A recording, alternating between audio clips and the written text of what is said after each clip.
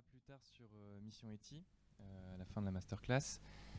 Et du coup, ton dernier film, tu l'envoies aux extraterrestres, mais est-ce que tu es toi-même terrienne, Marie? Oui, oui, je suis terrienne, j'ai les roues sur terre. Et je... Mais bon, des fois, je me demande des fois. Il y a une planète que j'aime bien, Sirius B, que les Perses avaient découvert il y a déjà 15 000 ans, et que nous, on vient juste de découvrir. Donc il y a quand même des gros mystères. Et l'espace m'intéresse, quoi, le cosmos. Alors, si tu viens de Terre, d'où ça? Eh bien, je viens de Douarnenez. Ma terre, c'est Douarnenez, la terre de Lille. C'est ici, c'est mon ancrage. C'est ici que j'ai fait mes premiers films. C'est ici que j'ai rencontré les personnes qui m'ont donné l'énergie de continuer à faire le deuxième, le troisième, le quatrième, jusqu'à une vingtaine. Voilà, donc je suis douarneniste. Et comment tu es arrivé au cinéma? Alors, par Douarnenez. Non, à Quimper. 20 km quand même. En fait, j'étais à Quimper pour une douarneniste. Ouais, c'est quand même assez... Mais bon, c'est comme ça. J'étais à un festival gros plan à Quimper à l'époque, à regarder des films hongrois. Et il y avait un réalisateur hongrois, Laszlo Szabo, qui cherchait quelqu'un, qui cherchait des marins. Il voulait recueillir la mer en mémoire. Et quelqu'un lui dit, bah tiens, il y a Marie, elle est de Douarnenez, elle connaît des marins. Donc bon, j'ai fait fixeuse, on appelle ça. Il y a beaucoup de gens qui font ça maintenant pour les reportages. Ils vont en banlieue, ils ont un référent là-bas qui leur donne des adresses, des gens à contacter. Donc moi, Laszlo, je l'ai embarqué à Douarnenez. Et là, j'ai appelé tous mes tontons, tonton Pierre, tonton Jean, tonton Yves, enfin bon, tous mes tontons, mes tatas. Et j'étais son assistante pendant 1 an. J'ai préparé le film avec lui. Et puis, donc il a commencé à interviewer les marins, la mémoire des marins. Et moi, j'étais dans la cuisine avec les femmes. Et elle s'énervait un peu parce qu'au bout d'un moment, c'était... Bon, on parle toujours aux marins, aux marins, aux marins. Nous aussi, on a travaillé. Hein. La plupart avaient été femmes d'usine. Donc là, j'ai senti qu'il y avait un petit blême quand même. C'était l'époque où commençaient les fêtes maritimes, toute la commémoration de la mer. Et les femmes étaient totalement absentes de ces fêtes. Il n'y avait rien. De temps en temps, on avait le droit à un petit chant gaélique pour faire chic, mais c'est tout. Et donc là, je me suis dit, on est en train de récolter une mémoire qui sera uniquement masculine. Il va manquer un gros bout quand même, quoi. Donc je me suis dit, ma mission, c'est une mission que je me suis donnée toute seule, hein, pas de Sirius B, rien. Ce sera de rétablir un peu l'équilibre et de recueillir la mémoire des femmes. Et donc Laszlo a fini ses films. En fait, il n'a pas complètement fini ses films, j'en ai fini un à sa place, parce qu'il est tombé malade. Et du coup, je me suis dit, non, c'est bon, là, j'y vais, quoi. Et en 89, j'ai commencé l'usine rouge. À l'époque, chez Gaston, on ouvrait toutes les fenêtres le soir quand les femmes chantaient. C'était en été. Et les marins mettaient tous les mâts devant l'usine. Alors il venait des gens là s'asseoir sur les mâts, écouter les gens chanter. Et elles chantaient Saluez, riche heureux. Et voilà que le patron était à les écouter. Alors il monte et de suite il va à 2 femmes et il leur dit allez à la porte. Et elles ont été licenciées parce qu'elles avaient chanté Saluez, riche heureux. Il n'y avait pas le droit de chanter ça. Saluez, riche heureux, ces pauvres en maillot. Saluez, ce sont eux qui gagnent vos millions. Que faut-il à l'ouvrier qui travaille, être payé au prix de sa sueur, vivre un peu mieux que toucher sur la paille, un bon repas après son dur labeur, à boire du pain au repas sur la table, pouvoir donner ce qu'il faut aux enfants. Alors faut un peu de confortable, afin qu'ils puissent travailler plus longtemps. Saluez, riches heureux, ces pauvres en rayon. Saluez ceux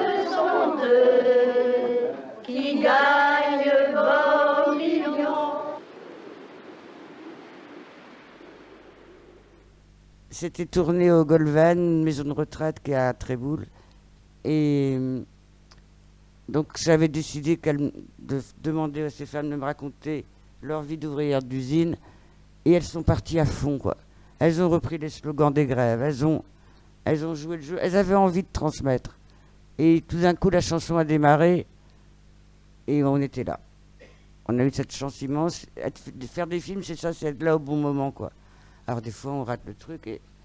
Mais là, j'avais une très bonne chef opératrice, Isabelle Demerck, et elle a suivi cette chanson. On reste très longtemps, ça s'étend de Lucie. Elle est trop mignonne. Et voilà. Les femmes qui chantent pas sont les femmes de la campagne, c'est ce qu'elle m'avait précisé après. Celles qui chantent sont celles de Douarnenez. Et oui, je leur dois tout parce qu'elles m'ont confié leur mémoire. Et j'étais très très fier quelques années plus tard que ces images-là soient diffusées à Alice Spring. Il y avait eu l'année des aborigènes au festival. Et j'ai donné la cassette à l'invité qui était chez moi. Et je sais qu'elles ont vu, de savoir qu'il y a des femmes d'Alice Spring qui ont écouté ces femmes raconter leur vie, chanter leur vie. Moi, donc je leur dois tout parce qu'après, c'est elles qui m'ont mis sur les rails. Après ce premier film sur la mémoire, je savais que j'allais continuer dans cette branche-là. Qu'il y avait des choses à raconter, que la mémoire, ça se partage, ça se crée ensemble. Et voilà. Donc merci, mesdames de l'Usine Rouge. Elles sont géniales. Super belle séquence, hein. C'est très très beau, là. C'est très touchant, c'est très émouvant. Pardon, j'ai pas compris. Ces plans sont très beaux, cette séquence est très belle. Et c'est vraiment émouvant, quoi, de voir ces femmes chanter. Oui, on savait pas en plus, elles ont démarré. Il y en a une qui a dit ouais, il n'y avait pas le droit de chanter ça, et ben tiens, maintenant, on peut, on est dans la maison de retraite, personne ne vient de s'emmerder. Et donc elles ont commencé. Tante Lucie était trop mignonne, juste une petite anecdote, mais c'est plein d'anecdotes, une vie de cinéaste. Tante Lucie, après, elle nous a invités à boire un petit porto dans sa chambre, qu'elle cachait derrière une urne contenant des cendres, enfin bon. Et elle avait gardé des pièces de 5 francs pour ses neveux et nièces qui venaient jamais la voir. Et elle a donné à chaque membre de l'équipe une pièce de 5 francs, on est reparti avec nos 5 francs. C'était trop mignon, quoi. Une femme extraordinaire. 50 ans d'usine, quoi. Ça, elle est rentrée à l'usine à 12 ans, elle en est sortie à 65. C'est des sacrées vies. Donc j'ai commencé comme ça à rétablir un petit peu un équilibre dans la mémoire maritime. Et alors après ce premier documentaire, tu commences à faire des fictions. Tu passes à autre chose, tu enchaînes avec une fiction Amélie Palace. Ensuite, un autre documentaire, L'Étoile d'Or, sur les tenancières de bistrot à Douarn. J'aime bien. J'aime bien parce que j'ai des bons petits clients, ils sont gentils. C'est un peu la vie de famille. Quand ils ont des problèmes, on vient me raconter des petites histoires. Je sais un petit peu la maman, la copine. C'est vrai, ils savent que je ne répète pas. Je les écoute. Et quand c'est pas bien, ils sont grondés. Ah oui.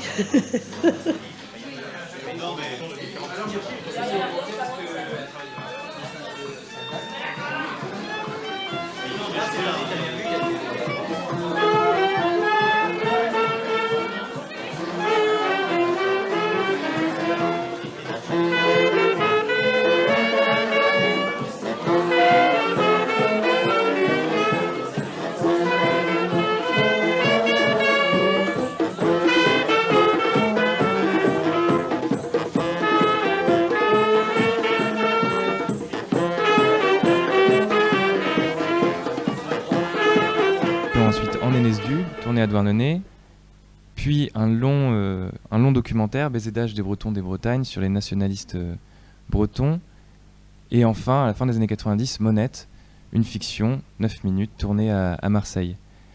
Qu'est-ce que tu cherchais dans cette alternance entre fiction et documentaire ? Le documentaire, on ne maîtrise rien. C'est ce que les gens veulent bien apporter qui vous guide. La fiction, c'est intéressant. Moi, j'aime bien le cinéma tout court, donc j'aime bien le cinéma de fiction. J'avais envie de raconter des histoires avec des comédiens, parce qu'au départ, je suis comédienne et j'adore les acteurs.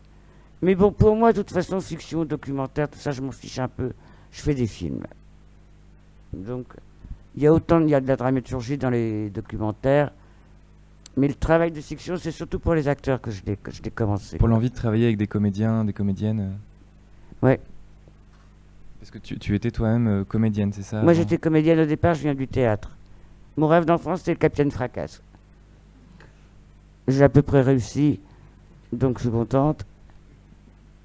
Et après, ouais, le travail avec des acteurs, c'est super, quoi. Ce sont des gens charmants. Et du coup, tu réalises Monette, et à cette occasion, tu travailles avec un acteur, Mohamed Chouir. Est-ce que tu peux nous parler de cette collaboration? Comment tu as trouvé cet acteur? Alors, Mohamed Chouir, je l'ai retrouvé sur le Festival de Dornay aussi. Je suis très Festival de Dornay. Enfin, c'est là que j'ai appris le cinéma, en fait. Parce qu'avant, j'allais voir les gendarmes à Saint-Tropez, au Rex. Et puis, petit à petit, avec le Festival de Dornay, j'ai découvert une autre cinématographie. Et donc, j'ai rencontré Mohamed Chouir sur le festival L'Année des Berbères. Je ne sais plus quelle année c'était. Je l'avais même interviewé, j'avais oublié de brancher le micro-cravate, donc il n'y a aucun son. Je ne suis pas du tout technicienne, donc je suis toujours entouré d'une équipe. Et puis Mohamed, bon, j'adore son cinéma, La Citadelle, Youssef, et d'autres films encore. Il avait aussi créé une petite école de cinéma, enfin un petit collectif, surtout destiné aux femmes réalisatrices, pour qu'il y ait plus de femmes réalisatrices en Algérie. C'était le comédien de Lakhdar Amina, un grand réalisateur algérien. Et voilà. Et un jour, une copine me raconte sur le marché une histoire. Elle me dit, voilà, j'ai un copain algérien qui vient là, et il veut absolument revoir son amour de jeunesse, parce qu'il lui a jamais dit qu'il l'aimait, et il voudrait lui dire qu'il l'aime. Bon, tac, tac, tac, ça fait un petit chemin, je retiens l'histoire en tout cas. L'après-midi, je vais à la plage, au soleil, tout ça, et le film m'arrive dans la tête, je l'écris, je le poste à France 2, ils disent oui. Impeccable. C'était en 99, ça. Mais j'avais pas de producteur, j'avais une télé, j'avais tout, mais pas de producteur. Donc avec Olivier Bourbillon, mon acolyte, on crée Paris-Brest Productions, et Mohamed accepte de venir jouer dans le film, et on tourne 3 jours à Marseille, avec lui et Catherine Rouvel, la fille de Borsalino, trop chic. Et voilà, je crois qu'on a quelques images de Mohamed. Et c'est la découverte, d'un grand acteur, et aussi une belle leçon de cinéma, quoi. C'est quelqu'un qui partage.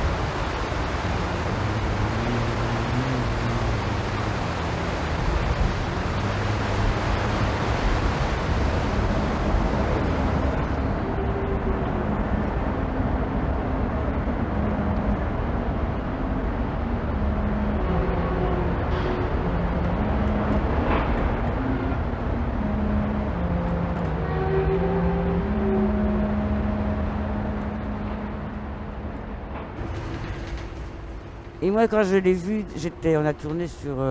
je voulais tourner sur le bateau qui fait vraiment la ligne Alger-Marseille, mais c'était pas possible, c'était déjà le Liberté, mais c'était un bateau prison. Il y avait des barreaux partout parce qu'ils voulaient pas que les gens sautent à l'eau avant d'arriver à Marseille. Donc on a tourné sur un ferry qui venait de Corse. Et quand je l'ai vu dans l'objectif, je savais que c'était lui qui était le personnage, quoi. Ça a été une belle rencontre d'acteurs. Et puis, qu'est-ce qu'il faut dire d'autre? Il m'a appris le raccord dans l'axe qui fait gagner beaucoup de temps. C'est-à-dire on bouge pas la caméra de place, on change l'objectif, on se rapproche. Juste en changeant l'objectif.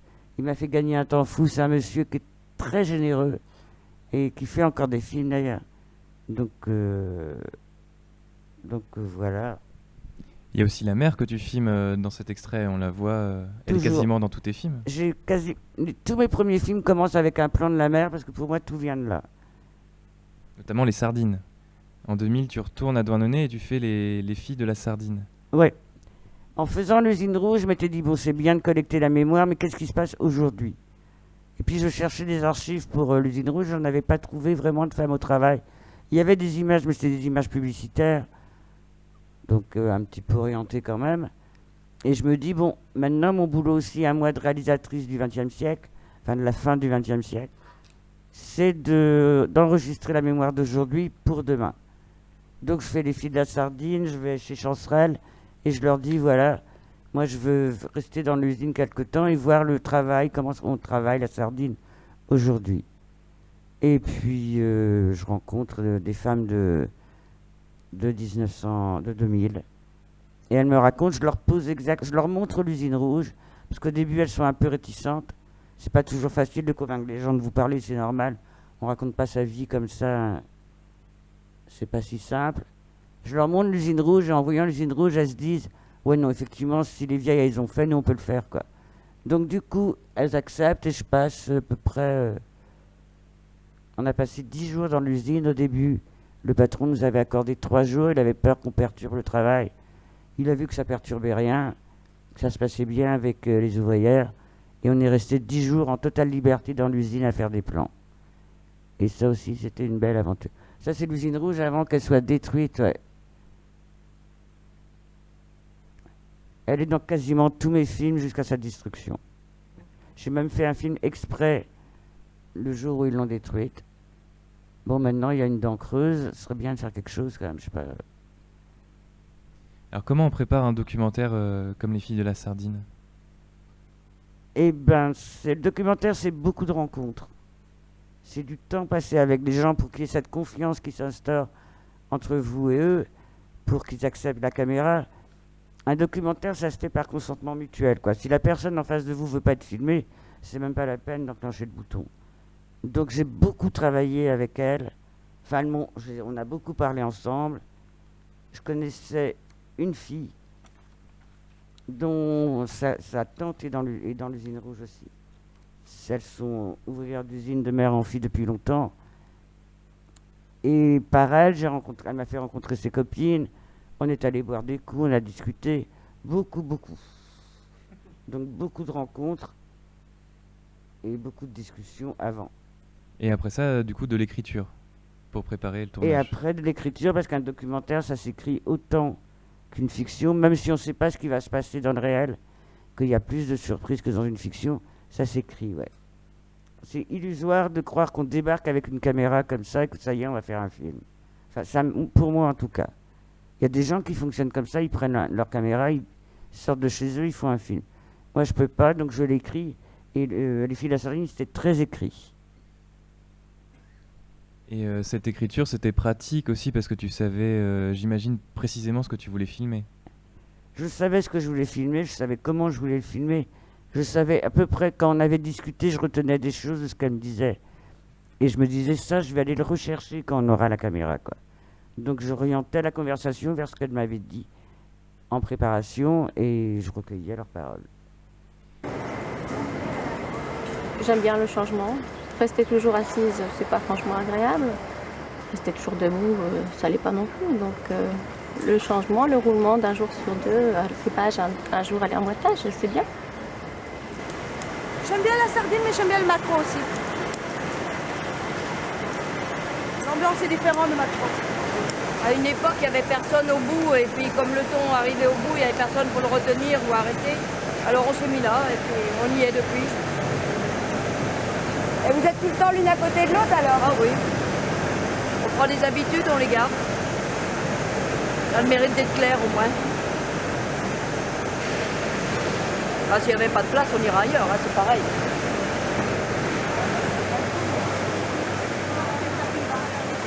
Ça fait 8 ans que je suis là et ça fait à peu près 5 ans que je suis ici. Ici à ce poste-là. Vous êtes posté? Je suis posté. Mais s'il y a besoin d'un coup de dépannage à droite à gauche, on voit où il faut aller aussi. N'importe où on me dira d'aller, n'importe où j'irai. De toute façon, il faut savoir être polyvalent, il faut savoir... Souvent, les postes de relations humaines sont confiés à des femmes dans les entreprises. Je pense qu'il y a certaines choses qui sont plus faciles à dire à des femmes quand on est une femme que l'inverse. Les hommes, c'est plus la direction.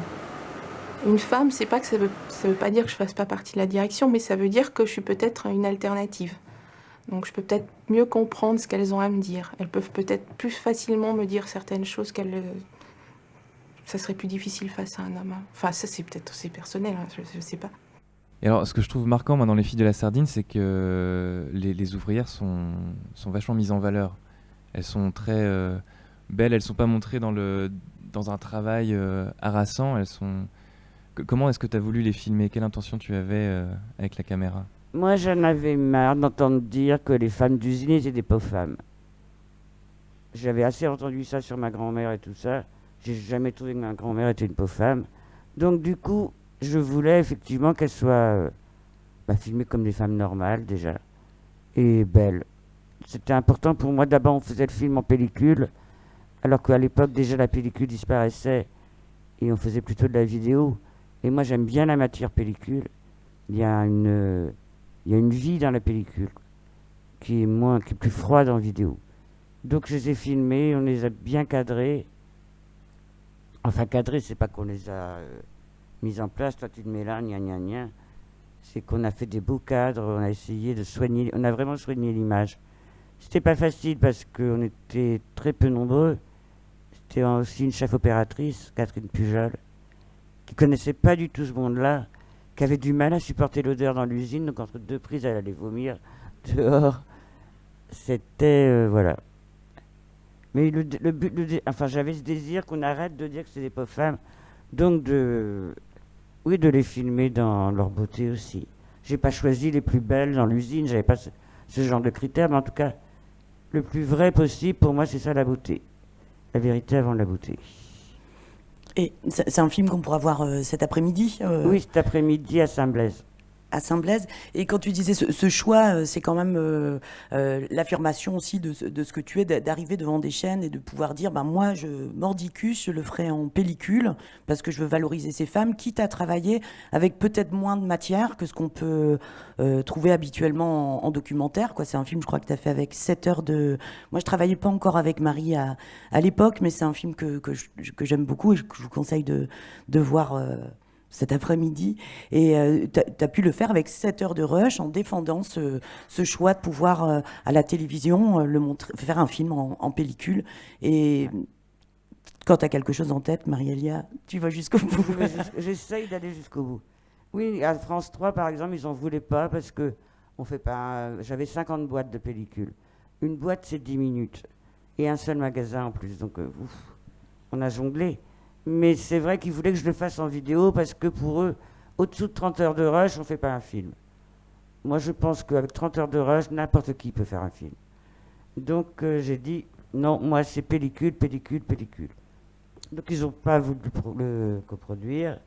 Finalement, France 2 l'a acheté plus tard, on a été sauvés. Mais, ouais, c'est une volonté d'avoir cette matière. Et c'est tellement beau, quoi. Enfin, Mission Utile, la matière nous a aussi... porté, quoi. On travaille, on touche la pellicule, quoi. Le virtuel, on ne le touche pas. La pellicule, elle vieillit, elle se raye, elle est vivante. Donc et je suis têtu. Et il y a aussi quelque chose, c'est que pour pouvoir monter un documentaire aussi beau avec 7 heures de rush, c'est qu'effectivement, la part d'écriture, elle est importante.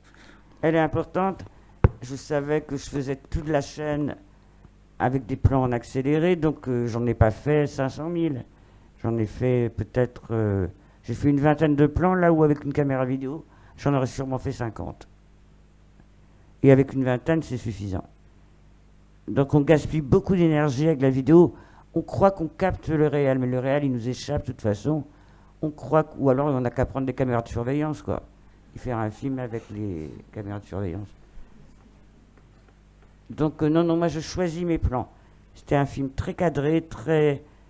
Les objectifs étaient précis, on filmait les filles au 40 mm. Quel est l'objectif préféré de Jacques Tati? Parce que on est sûr d'être net. Je voulais quand même pas prendre de risque d'avoir trop de flou et de jeter des prises parce que techniquement elles étaient fragiles. Donc tout est filmé au 40 mm, il y a beaucoup de gros plans pour être vraiment avec elles.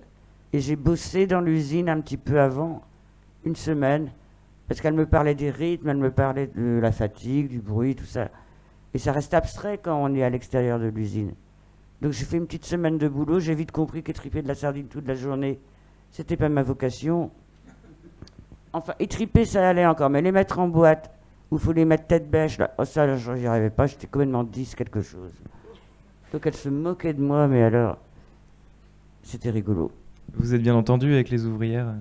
Ouais, super, on a fait c'est des bandes, dans l'usine, il y a des bandes en fait.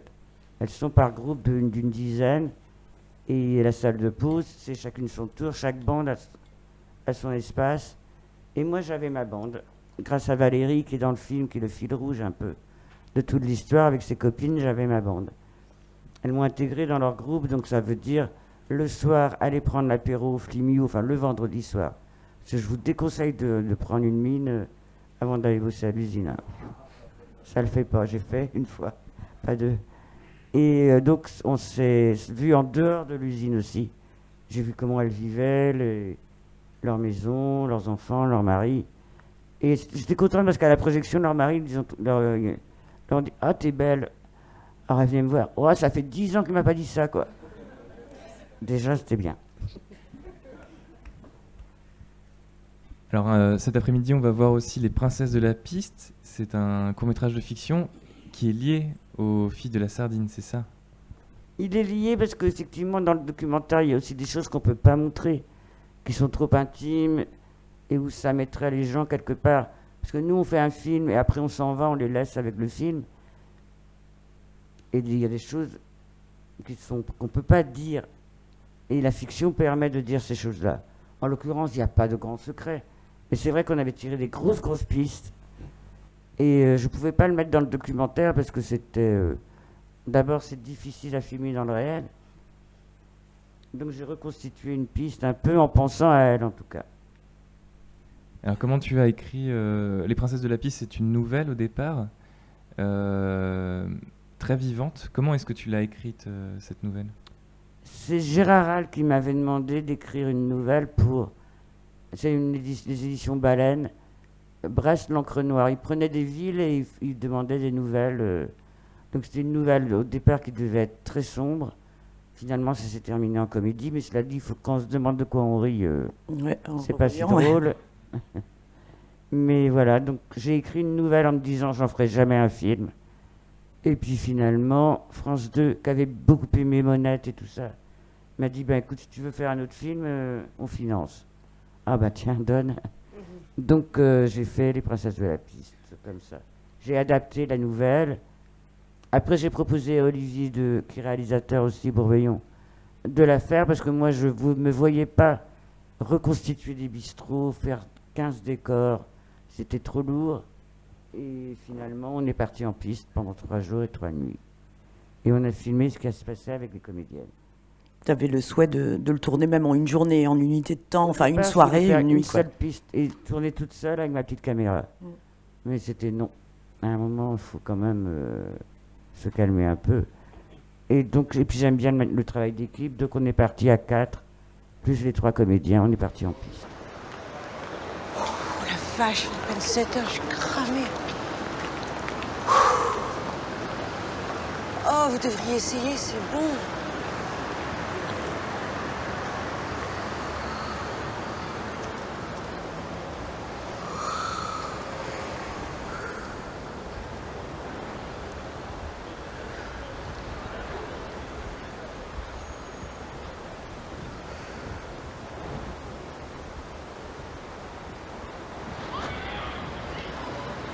J'allais voir mon père. La sœur. Non, mais il est pas bien. Qu'est-ce qu'il a? Pour le concert, il est fini. Oh merde. Non, j'ai promis d'y aller, il est tout seul, c'est dur. Tu veux qu'on y aille avec toi? Ça va pas, non? Ça lui fera du bien de voir du monde. Non, j'aime pas les vieux. Ça va, on n'y passera pas la soirée. Allez, ce serait sympa, il est tout seul. Et en plus, si vous venez avec moi, je vous invite au resto où vous voulez. Un fruit de mer, alors. Top. Allez, c'est parti. De toute façon, on restera pas longtemps, il fatigue vite. Qu'est-ce qui compte sur un tournage comme celui-ci, comme Les Princesses de la Piste, où les dialogues sont très vivants, pour garder cette spontanéité, ce plaisir dans l'image et dans le texte? Les acteurs, il suffit pour travailler avec eux, il suffit de les aimer en fait. Un acteur, ça a besoin d'être aimé, ça a besoin d'être regardé. Donc il faut les regarder, les aimer. Moi j'aime Jean-Paul Battani, c'est un vieux pote avec qui j'ai fait du théâtre, Capitaine Fracasse devant. Et Muriel et Sandrine sont 2 comédiennes de Bretonne aussi, que j'avais rencontrées un peu par hasard, qui étaient venues dans d'autres films, enfin bon.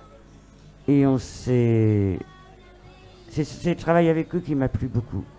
Il y avait aussi un comédien, cinéaste amateur, que j'avais rencontré sur une autre série. Enfin, tout est lié, quoi. Chaque fois que tu fais un film, il y a un petit truc qui arrive et qui va entraîner un autre film, on ne sait pas. Toutes les femmes ont le droit à l'amour. Bonjour, je suis une femme qui a le droit à l'amour. Hein? C'est marqué sur le mur des toilettes d'un bar. Toutes les femmes ont le droit à l'amour. C'est pas vous qui avez écrit ça? Je vois pas de quoi vous parlez, vous êtes qui? J'avais envie de vous rencontrer, mais si c'est pas vous, tant pis. Tant pis. Au revoir. Je comprends rien. C'est qui? Mais c'est qui? Dommage. Attendez, raccrochez pas.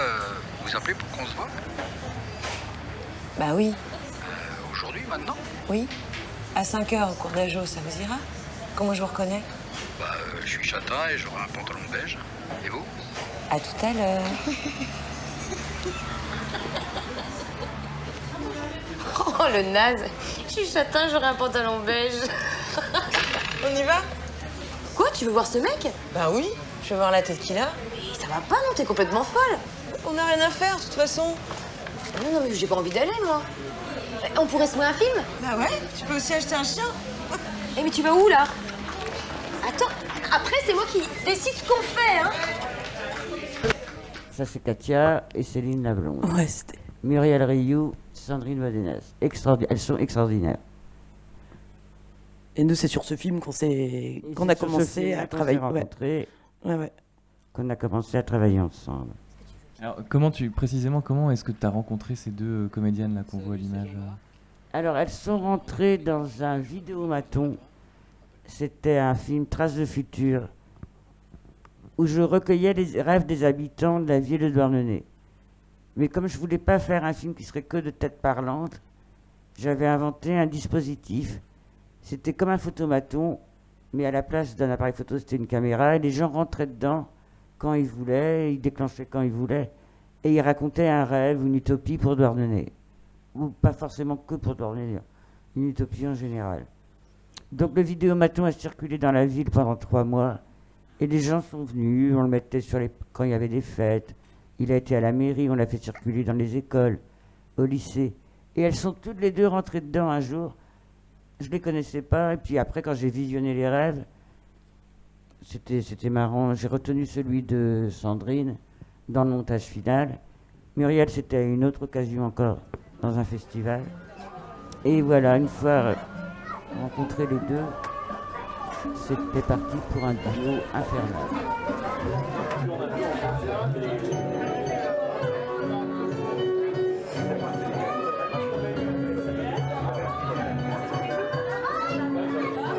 Rêve d'amour et de rencontre, de bonheur au gré du vent, rêve d'oiseaux migrateurs, de fête et de naissance,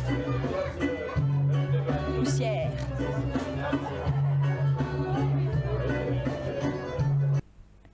Et Sandrine, quand elle a dit son rêve, après les gens m'ont dit « mais tu trafiques ?» parce qu'elle l'a dit dans le cadre d'un documentaire. Donc ils m'ont dit « mais tu avais pris des comédiens pour rentrer dans le vidéomaton ?» Pas du tout. Elle y est rentrée comme ça, elle avait envie de raconter un truc. C'est des gens normaux, les comédiens. Pas toujours, mais... Et alors, Traces de futur, c'est un film déjà un peu extraterrestre. Il y a Mona Fox qui débarque à Terre de Lille pour enquêter sur les rêves de ses habitants. Ouais, non, Mona Fox, traqueuse de futur, c'est Nolwenn Corbel qui interprète le rôle. Et elle travaille pour le CROI, le Centre de recherche onirique international. J'ai toujours été un tout petit peu perché dans les rêves, ça me plaît bien, quoi.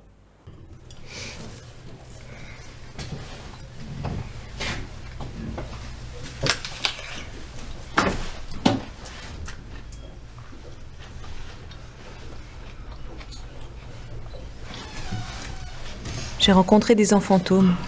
Ils m'ont confirmé qu'il ne faut pas compter sur eux pour imaginer demain. Il est temps de les laisser vivre en paix pour ne pas les trahir. Il est temps de se concentrer sur le présent. Où en est le port? Il est là. 5000 marins dans les années 30, une petite quarantaine aujourd'hui. Les terriens disent qu'il est mort. Je n'ai pas vu de cadavre sur les quais. Le porc est mort. Et après? Monter au ciel? Enfer et damnation, réincarnation, néant. J'ai plutôt l'impression que le porc attend. Et dans l'attente, il y a l'espoir. Et dans l'espoir, il y a toujours quelque chose qui mijote.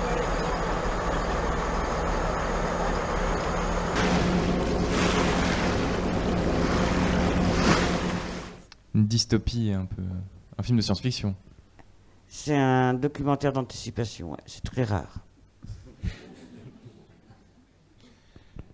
Donc pour revenir aux Princesses de la Piste, c'est un film à propos duquel on t'a souvent dit qu'il donnait l'impression d'être improvisé, que les dialogues étaient très improvisés.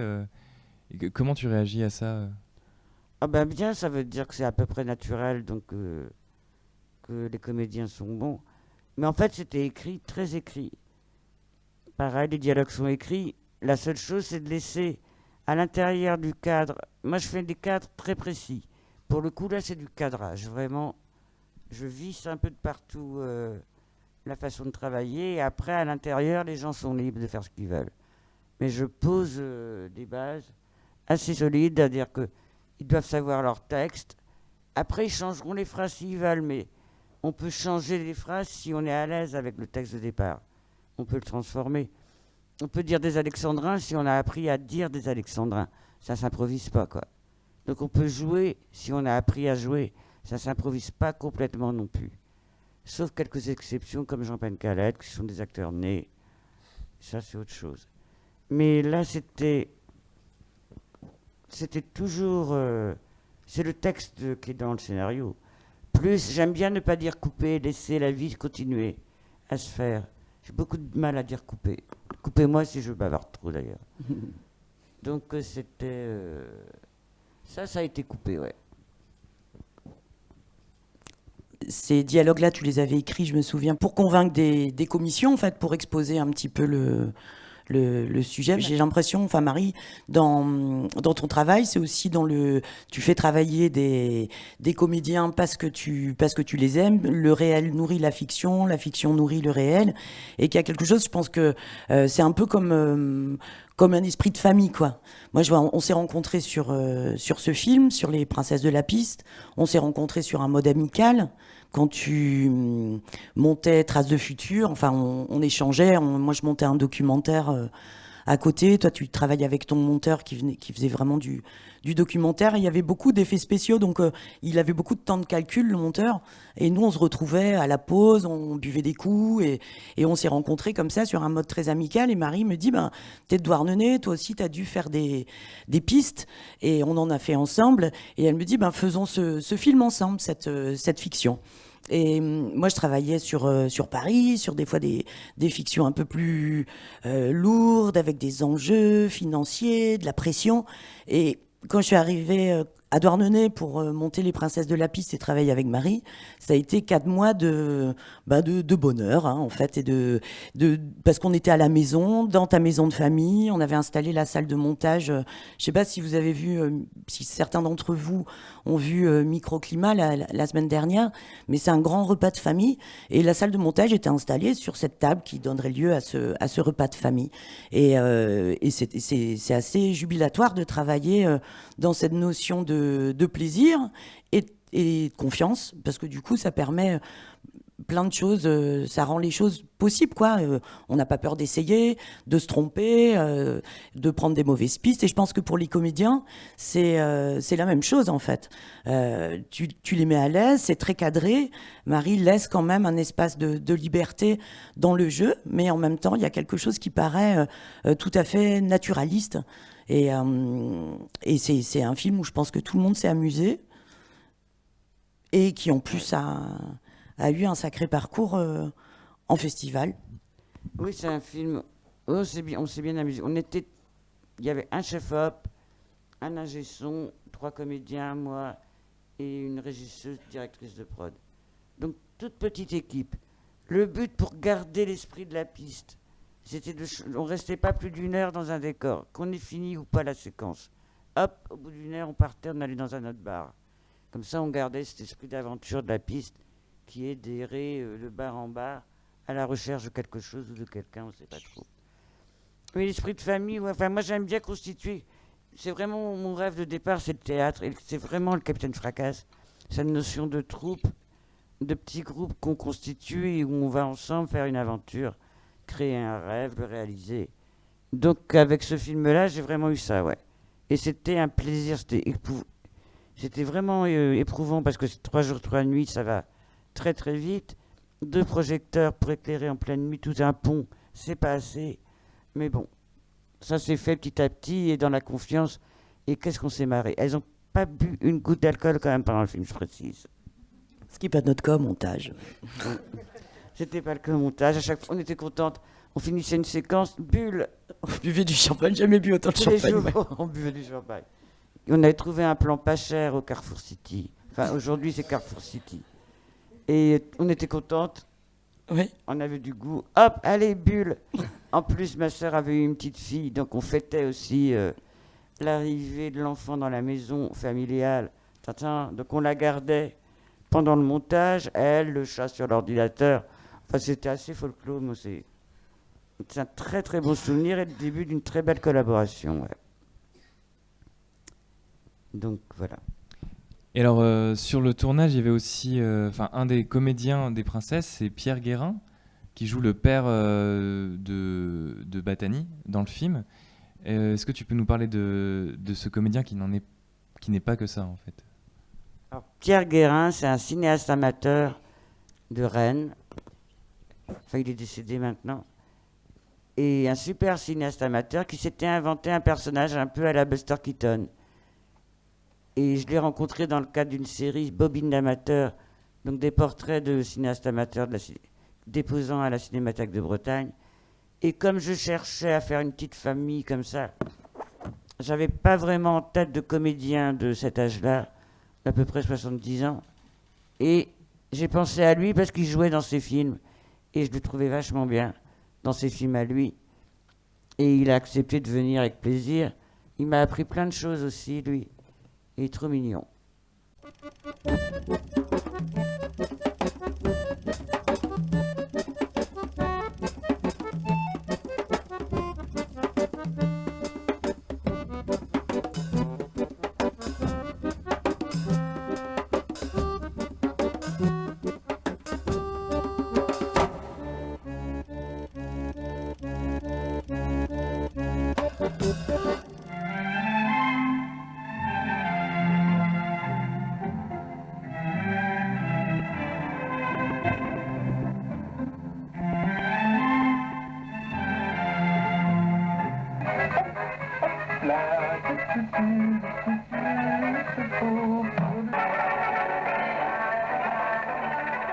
Pierre Guérin est né à Nantes en 1932.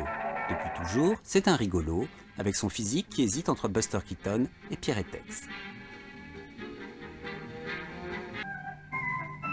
Quand il fait du cinéma, c'est pareil. Pierre Guérin s'amuse, fait le zouave, fomente des facéties campagnardes, des trains qui n'arrivent jamais en gare de Saint-Herblain, sème la joie. Au fil du temps, Pierre Guérin, devenu un temps correspondant de l'ORTF à Nantes, a réalisé plus de 40 films. Dans le sous-sol de sa maison, il a aménagé sa propre salle, le ciné-poche, pour les amis et les gamins du coin. Quel plaisir de rêver, déclare Pierre Guérin. Oh, c'est le premier film ambitieux, celui qui veut dire quelque chose. Une sorte d'aspiration à, je sais pas, à une vie idéale, je ne sais pas encore laquelle, quoi.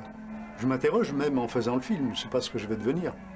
C'est l'histoire d'un garçon qui cherche sa voie, quoi. Et à travers quelques péripéties campagnardes, va finir par la trouver.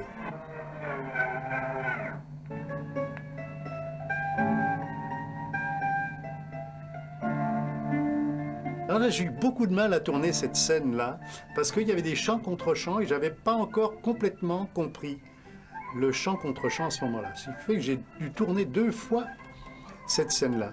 Après ça, j'avais compris.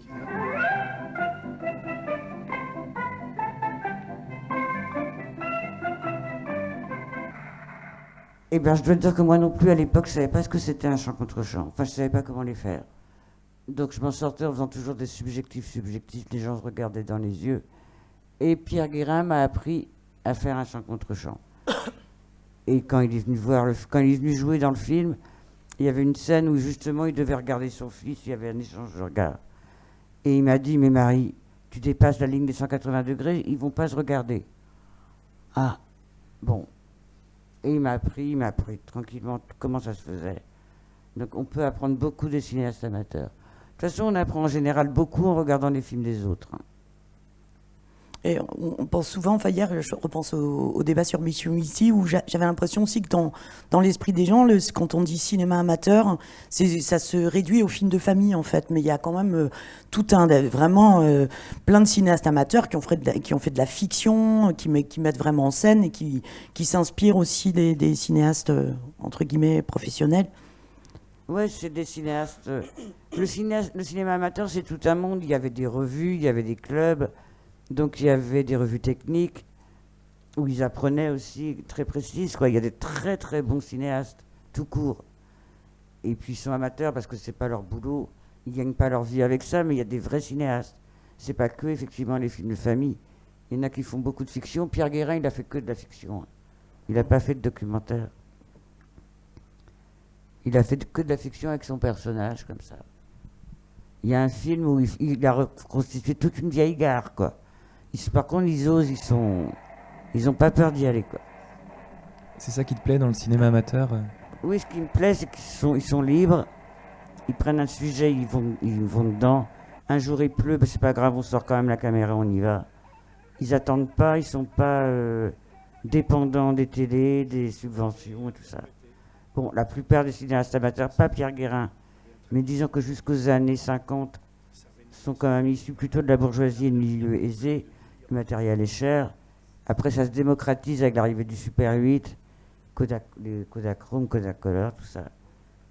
Mais et lui, il tournait en 16 même aussi, Pierre Guérin. Et je voulais juste rajouter un petit... Enfin, en fait, tu parlais des clubs, c'était aussi beaucoup des caméras clubs, des ciné-clubs et tout, qui faisaient qu'ils étaient en équipe. Enfin, là, Pierre Guérin, il a réalisé le train de 15h47, je sais plus... en fait, dans l'équipe, il y a plein d'autres cinéastes amateurs qui signent d'autres films qui sont dans les collections de la Cinémathèque et ils travaillaient ensemble et ils apprenaient les uns des autres aussi. Enfin, il y avait aussi vraiment un truc de groupe qui faisait d'équipe et qui faisait qu'ils n'étaient pas tout seuls non plus à filmer ces fictions-là et donc ils y passaient tout leur week-end, Enfin bon, c'était des vrais passionnés aussi qui ont consacré leur vie non professionnelle à ça, quoi. Ah oui, c'est des passionnés, hein. Ils sont... Est-ce que, en même temps, le cinéma professionnel t'emmerdait? Non, pas du tout. Il y a des films qui... Ça dépend des films. Non, moi je mets pas de différence. Enfin, il n'y a pas de différence de valeur pour moi entre un bon film fait par un cinéaste amateur et un bon film fait par un professionnel. Je mets pas de barrière entre les deux. Et le cinéma professionnel m'intéresse aussi. C'est courageux de faire des films pour certaines personnes. Dans certains pays, c'est pas rien. Donc, non, je m'emmerde jamais au cinéma. Dans le pire des cas, je m'endors. Et alors, c'était quoi l'idée avec ces bobines d'amateurs?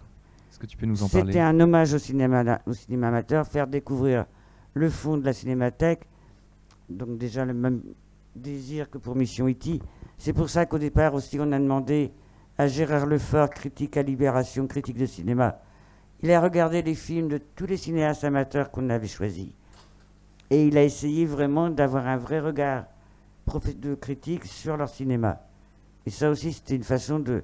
Ben voilà, c'est pas que du cinéma, c'est du cinéma amateur, mais c'est pas du cinéma de bébé, quoi. C'est des vrais films.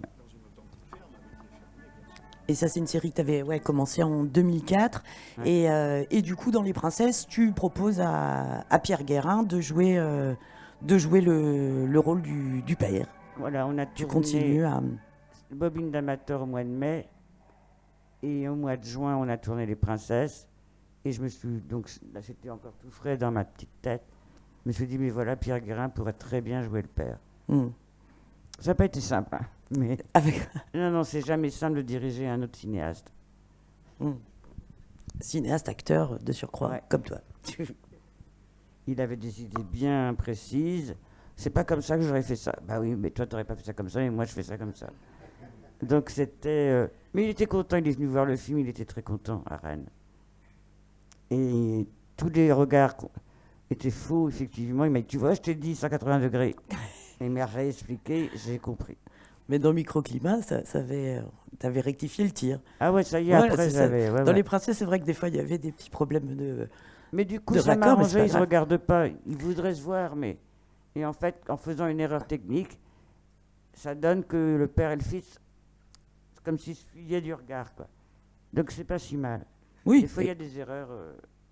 Et puis ça peut servir la narration aussi. Enfin, je ne sais pas si vous allez aller voir le film cet après-midi, mais c'est un espèce de moment un peu plombé dans cette soirée très festive. Et tout le monde est un petit peu mal à l'aise. Et donc, effectivement, le fait que... Enfin, quand on dit les raccords, c'est que les yeux puissent se répondre dans un champ contre champ quand on passe d'un plan à l'autre. Et là, ils ne se répondent pas. Donc, c'est une forme d'incommunicabilité, mais qui sert le scénario. Et c'est ça qui est chouette aussi en montage, c'est que des fois, il y a des choses qui se passent pas comme prévu, mais on peut en faire des forces. Alors, qu'est-ce que tu racontes? Rien.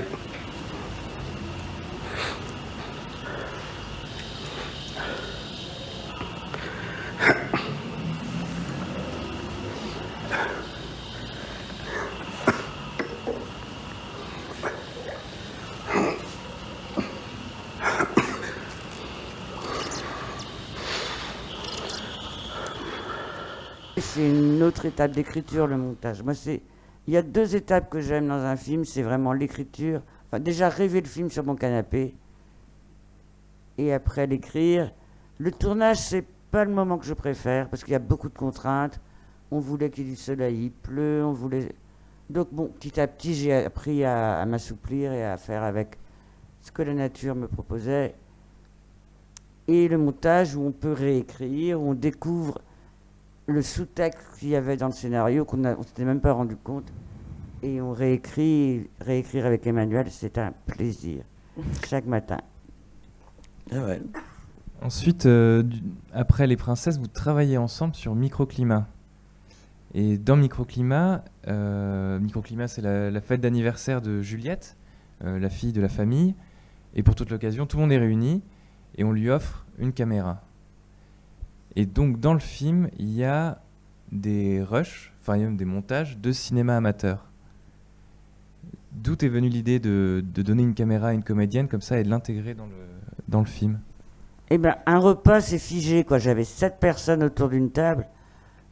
J'allais pas faire des grands travelling. On avait 20 mètres carrés, donc... bon. Et l'astuce que j'avais trouvée, c'était par le biais de cette caméra amateur, de mettre du mouvement et de mettre de la vie, du coup. Après, c'était pas la meilleure idée du monde. Il y a beaucoup de gens qui disent, c'était un peu lourd, quoi. Enfin, ça pouvait laisser supposer une certaine lourdeur, la mise en abîme, la caméra dans le film dans le film. Bon, c'est pas l'idée la plus maligne que j'ai eue, mais ça a fonctionné pour mettre de la vie dedans. Et une fois encore, c'est grâce à un cinéaste amateur. Parce que la caméra Juliette filme de très très près. Elle filme les rides de son grand-père, elle filme en très gros plan les yeux de sa mère, elle filme la nourriture en très gros plan. Et ça, c'est un cinéaste amateur encore qui m'a guidé là-dedans, c'est Jean Fraisse, un opticien du Morbihan, de Vannes, un monsieur adorable aussi. Ils sont adorables. En fait, quand la grande surprise, ce qui fait du bien et qui aide à faire d'autres films, c'est qu'on rencontre des personnes d'un certain âge qui ont eu une passion dans la vie. Et ça change tout, quoi. Dans leur façon d'être et de transmettre cette passion. Et de transmettre la vie. Et Jean Fraisse, donc il était opticien, il avait une île, l'île d'Aradon, à côté d'Aradon, en face d'Aradon, l'île Logoden. Et cette île était le terrain de jeu d'Alain Resnais quand il était petit. C'était son île au trésor. Et Alain Resnais rêvait de tourner dans cette île Mon oncle d'Amérique. Il a contacté Jean Fraisse, qui lui a dit, mais bien sûr, je vous prête mon île. Hop, il lui a prêté son île. Alain Resnais a pu tourner sur l'île Logoden. Et pour le remercier, il lui a offert une caméra 16 mm. Sa caméra à lui, que Jean Fraisse a soigné aux petits oignons pendant des années. Et il a commencé à faire ses propres films. Mais en tant qu'opticien, il n'a fait que des plans très serrés. Il faisait de la macro. son rêve, c'était de rentrer dans l'âme humaine. Donc il faisait jamais de plan large, ou très peu. Et souvent, ils sont flous. Et sinon, il a fait un travelling pour faire le tour de son île et avoir le regard de son île, tout le tour de l'île, pour regarder la côte. Et ce travelling, après, est arrivé à l'atelier régional de cinéma à Quimper. Et qu'est-ce qui nous a empoisonné la vie? Parce qu'il pesait 3 tonnes. Et pendant des années, ça a été le seul travelling disponible en Bretagne. Et ça m'a dégoûté les travelling à vie. Mais, grand monsieur, et il filmait comme ça de très près, voilà, la matière. Et je trouve qu'il y a une... Bon, déjà, c'est du 16, donc effectivement, on a une définition d'image qui est très belle, mais on est avec les gamins, quand on sent l'eau sur la peau, on sent... Et il avait filmé tout un repas de famille, quasiment, qui est filmé à travers les lunettes de soleil de son gendre. Et on a des petites bribes de phrases, on comprend qu'en fait, son gendre s'engueule avec sa femme, et que le repas de famille, le pique-nique de famille est en train de dégénérer. Un cinéaste très fin et très photographe au départ, et qui avait des montages sonores. C'est un cinéaste expérimental. Il touche tous les genres, les cinéastes amateurs. Lui, c'est un cinéaste expérimental. Balèze. Et c'est des films qu'on a utilisés dans Mission E.T. Et c'est des films qu'on a utilisés dans Mission E.T. Ouais. Tout à fait. Et vous voulez voir un petit bout de... Je suis assez fidèle à mes obsessions. Et moi, j'aimerais rajouter une chose, c'est Microclimat, en fait, c'est un film que tu as réalisé suite au parcours assez glorieux des Princesses de la Piste en festival. Et tu avais gagné le Grand Prix à Pantin et les 3 acteurs, le Grand Prix d'interprétation à Pantin également. Et je crois que c'était le prix, c'était de l'argent pour Kinescopé. Je ne sais plus ce que c'était exactement. Il y avait... Ouais, les Princesses, ça a cartonné en festival parce qu'il n'y avait pas beaucoup de comédies. Et on est arrivé, nous, avec une comédie qui arrachait tout. Et donc, on a eu plein de prix partout, c'était génial. Belle époque. Et puis, en plus, à chaque festival, je repartais avec 2000 €, quoi, minimum. Ce qui est toujours agréable quand on est un intermittent modeste. Et c'était... Pour Kinescopé, je crois que c'était un prix pour faire... Il y avait 20 000 € pour faire un long métrage. Et... Des travaux en laboratoire. Ouais, travaux en laboratoire. Et c'était les... Pour faire une copie. La Seine-Saint-Denis. Du coup, on a la Seine-Saint-Denis au générique de Microclimat, entièrement tourné à Douarnenez. Non, ça a permis l'argent récolté et des prix, tout ça, j'ai tout réinvesti dans le long métrage. Dans Microclimat, et du coup, tu décides de faire une fiction avec, bon, peut-être pas de moyens, mais un film entièrement quand même produit en Bretagne, réalisé en Bretagne, donc qui a été tourné dans ta maison dans ma maison famille, en constituant pareil une troupe de comédiens. Plutôt de copains.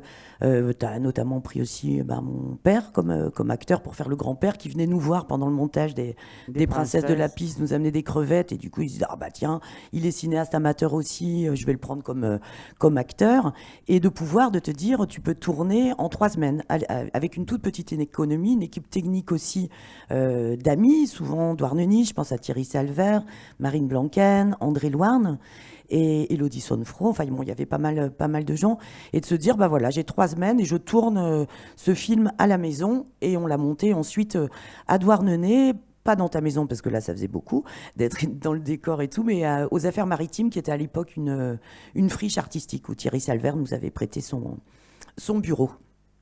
Oui, c'était... En fait, on a joué à la famille pendant 3 semaines, quoi. Donc c'était un tout petit budget, donc ça nécessitait une écriture, pareil, simple, unité de temps, unité de lieu, unité d'action. Ça, c'est peut-être mon background théâtre qui a fait ça. Donc, c'était simple à faire. C'était pas Star Wars, quoi. Je me suis pas embarqué dans une aventure impossible. C'était un budget... On avait 70 000 € pour commencer. Donc, de quoi payer le tournage. Et après, ça a avancé petit à petit. Finalement, on a eu l'avance sur eux, cette après-réalisation. On a bouclé le budget. Le film a tourné un peu partout en France. Il a eu une sortie salle, une belle sortie critique. Et on l'a revu l'autre jour et c'est mignon comme film. Ouais, c'était émouvant de le revoir. Et il y a quelque chose où, comme ça, tu t'adaptes aussi à ce dispositif, quand tu disais de ramener en fait du mouvement par les séquences amateurs, c'est de se dire, bon, ben voilà, on n'a pas énormément d'argent, on a une petite équipe, donc je filme des plans fixes, je ne vais pas me lancer dans des mouvements de caméra qui vont être très très longs à installer, etc. Et du coup, cette idée non seulement ça fait sens avec tout ce que tu traces dans la mémoire, dans cet amour du cinéma amateur qui aboutira donc aussi à Mission E.T., mais de se dire, bah oui, quelle opportunité de mettre du mouvement et de rendre hommage à nouveau aux cinéastes amateurs. Donc on va vous montrer un petit bout de... Oui, parce qu'en fiction, grosso modo, on doit tourner 2 minutes utiles jour. Et nous, on devait tourner dans le temps très court qu'on avait, 6 minutes. Donc l'utilisation de la petite caméra vidéo permettait de ne pas éclairer et d'aller plus vite, quoi. Et on a fait nos 6 minutes jour. Ce que tu veux. C'est un modèle 58 mm, position ralentie, tu peux faire de l'image par image. Ouvre.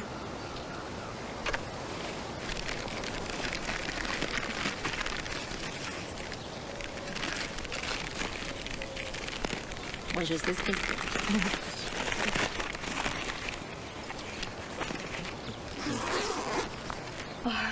Super. Merci. C'est un bon cadeau. Hein. Super, je vois ce moment. C'est quand, moi, mon anniversaire? Vous savez qu'avec Laurence, on vient justement de s'acheter un appareil photo au numérique et c'est vraiment génial. Mais le problème, c'est que votre fille, elle est timide, elle veut jamais que je la photographie. Oh, elle est jolie, votre fille, non? Bien sûr qu'elle est jolie, ma fille. Là, tu peux y aller, la batterie est pleine et puis j'ai mis une cassette. Hein? La robée. Les pieds sont bons. Bon, allez-y, hein, pour les tapas, ou alors carpaccio Saint-Jacques. Enfin, les amuse-gueules. Non, on dit pas. Canapé. Ce ne sont pas des amuse-gueules. C'est un produit. Non, mais c'est très joli. C'est du boulot. Les couleurs, c'est toi qui as... Ah oui, bah, c'est là le principe du tapas, c'est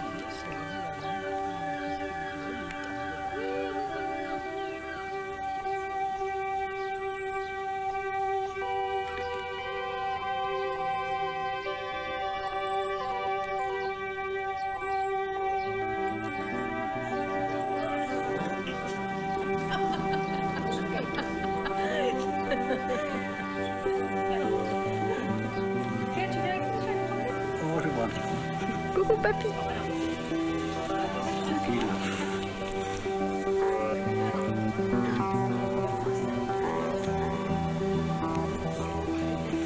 Ça marche pas pareil? Ouais.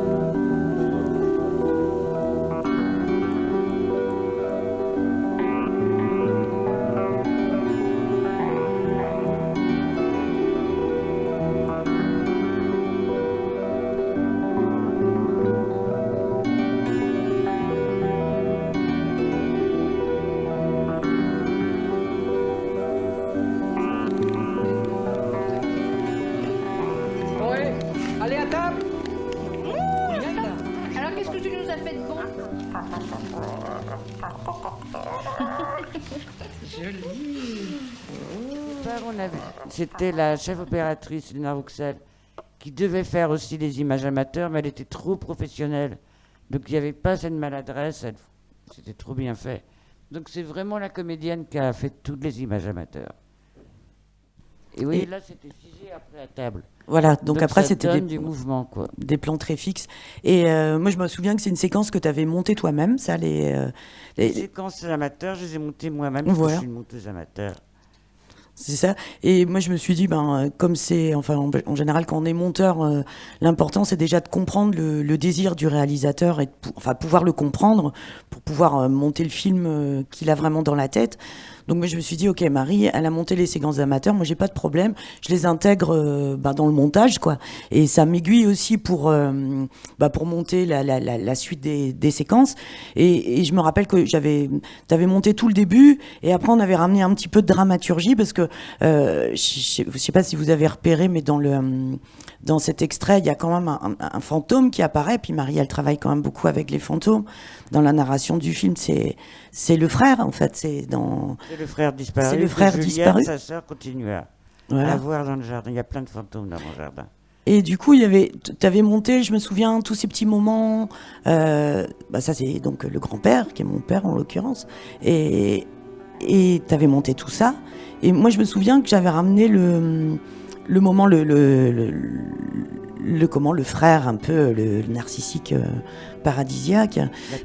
La pièce rapportée, qui finira par partir. Mais déjà, de mettre un petit peu de danger. Et puis, le regard de la mère qui passait un petit peu du rire aux larmes, parce que ce personnage va se révéler, au fur et à mesure de la narration, elle est un peu étonnante et un peu dépressive, un peu sous médicaments, et petit à petit, on va se rendre compte, on va comprendre pourquoi, et c'est quelque chose qui est lié au deuil, et du coup, d'associer, après, c'est des petites choses de montage, de se dire, on se saisit de ce moment, de ce gros plan, pour rajouter à la narration.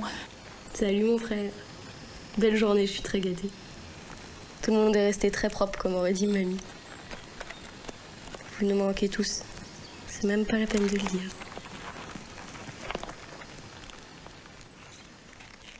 Toi-même, t'es entouré de fantômes, ce que tu disais. Plein. Tout le monde. Mais on voit que ses propres fantômes, on voit pas les fantômes des autres. Sinon, on serait envahi. Donc, moi, j'ai mes fantômes à moi, ouais. Surtout dans cette maison. Vous discutez ? Pas complètement. Je suis pas complètement à côté de la plaque, quand même. Mais ils m'inspirent.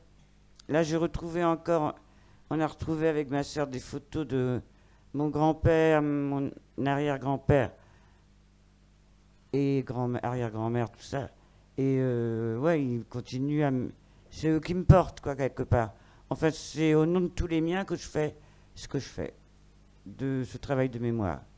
Ça permet de les faire revivre. C'est grâce à eux que je suis là, donc voilà. Ils t'ont confié une mission. Où tu te sens investi d'une... Ouais, je sais. J'ai cette mission-là, ouais. Je pense que ma place sur la Terre, c'est ça. Enregistrer de la mémoire et la transmettre aux autres, la partager. Je suis vraiment convaincu de ça. Je ne sais pas qui m'a donné cette mission. Je me la suis donnée toute seule, quoi. Il y a des trucs qu'on fait comme ça. Et par rapport à la constitution d'une mémoire et d'un patrimoine en fait breton cinématographique, c'est le même acteur qui joue dans Conte pour enfants, non, de Gaël Nézet. C'est pas lui qui joue aussi Pitou? Si, c'est Pitou de Gaël. Et en fait, il y a aussi une espèce de... Enfin, c'est dans un cadre professionnel, mais il y a quand même un peu, je trouve, la même... grande famille du cinéma breton aussi, où les techniciens, les comédiens, tout le monde en fait travaille ensemble, et ça circule, et il y a des petits clins d'œil comme ça entre les films. Ça me fait vraiment penser au cinéma. Elle était dans le premier film aussi de Gaël Nézet. Oui, voilà, ouais. Sur le repas de Noël, je sais plus le titre. C'est pas le conte pour enfants justement, si, c'est conte pour enfants. Ouais, voilà. C'est ça. Oui. Il y avait Pitou et Juliette. Oui, voilà, c'est le même couple frère et sœur dans une autre famille. Mais je trouve que ça fait écho aussi à ces cinéastes amateurs qui travaillaient ensemble et qui se répondaient, quoi. Et Gaël Nézet, qui était quelqu'un qui travaillait à la Cinémathèque de Bretagne, qui est aussi figurant dans Les Princesses de la Piste, parce que comme Marie voulait travailler dans un temps très court, il fallait quand même que la production ne pouvait pas se permettre de conserver des bars, de bloquer des lieux de tournage. C'était rendez-vous, tous les potes vont dans le bar et ils font figurant, quoi. Et donc Gaël joue aussi, qui était réalisateur, qui travaillait à la Cinémathèque de Bretagne, et dont Mission E.T., lui, en tout cas, il y a une pensée. Il y a une pensée que tu lui adresses générique de Mission E.T. Oui, c'est un métier où ça doit circuler, quoi. Si on s'intéresse pas au film des autres, si on reste tout seul dans son coin, on reste tout seul, quoi. Coincé. Et puis c'est aussi, enfin bon, c'est lié aussi à l'histoire du cinéma en Bretagne où au départ c'était, enfin voilà, plutôt du documentaire, mais des gens qui s'entraidaient. Et puis la filière s'est développée aussi petit à petit parce que les gens voulaient travailler ici et faire des films ici, etc. Et enfin voilà, cette entraide était obligatoire de toute façon pour pouvoir travailler, voilà, en dehors des réseaux parisiens, etc. C'est vraiment surtout dans les années constitutif. 70, c'était beaucoup de films, quand on a vu dans Mission E.T., c'est des collectifs, quoi. Il y a beaucoup de collectifs. Ça s'est perdu avec les années, hein, quand même. Oui, parce que ça s'est chacun professionnalisé. sa on va dire. caméra, gna gna gna. Les professionnels de la profession, bon, ça s'est un peu perdu, c'est dommage, mais bon, ça va revenir parce qu'il n'y aura pas le choix de nouveau fédérer des énergies et pour pas être noyé dans une espèce de masse. Un flux d'images qui nous arrive dessus et se noyer dedans. Voilà. Donc effectivement, là, on a joué à la famille. Ils étaient drôles, hein, parce qu'ils jouaient à la famille en dehors du plateau aussi. Ils s'engueulaient comme dans une famille. Il y avait le Parisien, il en a pris, le pauvre. Alors c'était pas anti-parisien du tout, c'est juste le gars qui débarque et qui est un sachant un peu prétentieux. Et surtout, il prend la place du frère. Et alors cette place, elle n'est pas encore libre parce que le frère est encore là, en fantôme. Et à table, on voit bien, il se retrouve entre les deux sœurs. Et en fait, c'était la place du frère et c'est pas sa place. Donc, ils vont le dégager, quoi. À un moment, ils n'ont pas le choix. Il n'a pas trouvé sa place, le pauvre garçon. Bon, il la trouvera ailleurs, c'est pas grave. Et si je peux rajouter un petit truc sur Microclimat aussi, c'est pareil, tu as pris le même dispositif de tournage, de tourner le film dans la chronologie du scénario, ce qui n'est pas toujours le cas en fiction, parce qu'on dépend des fois de décors différents.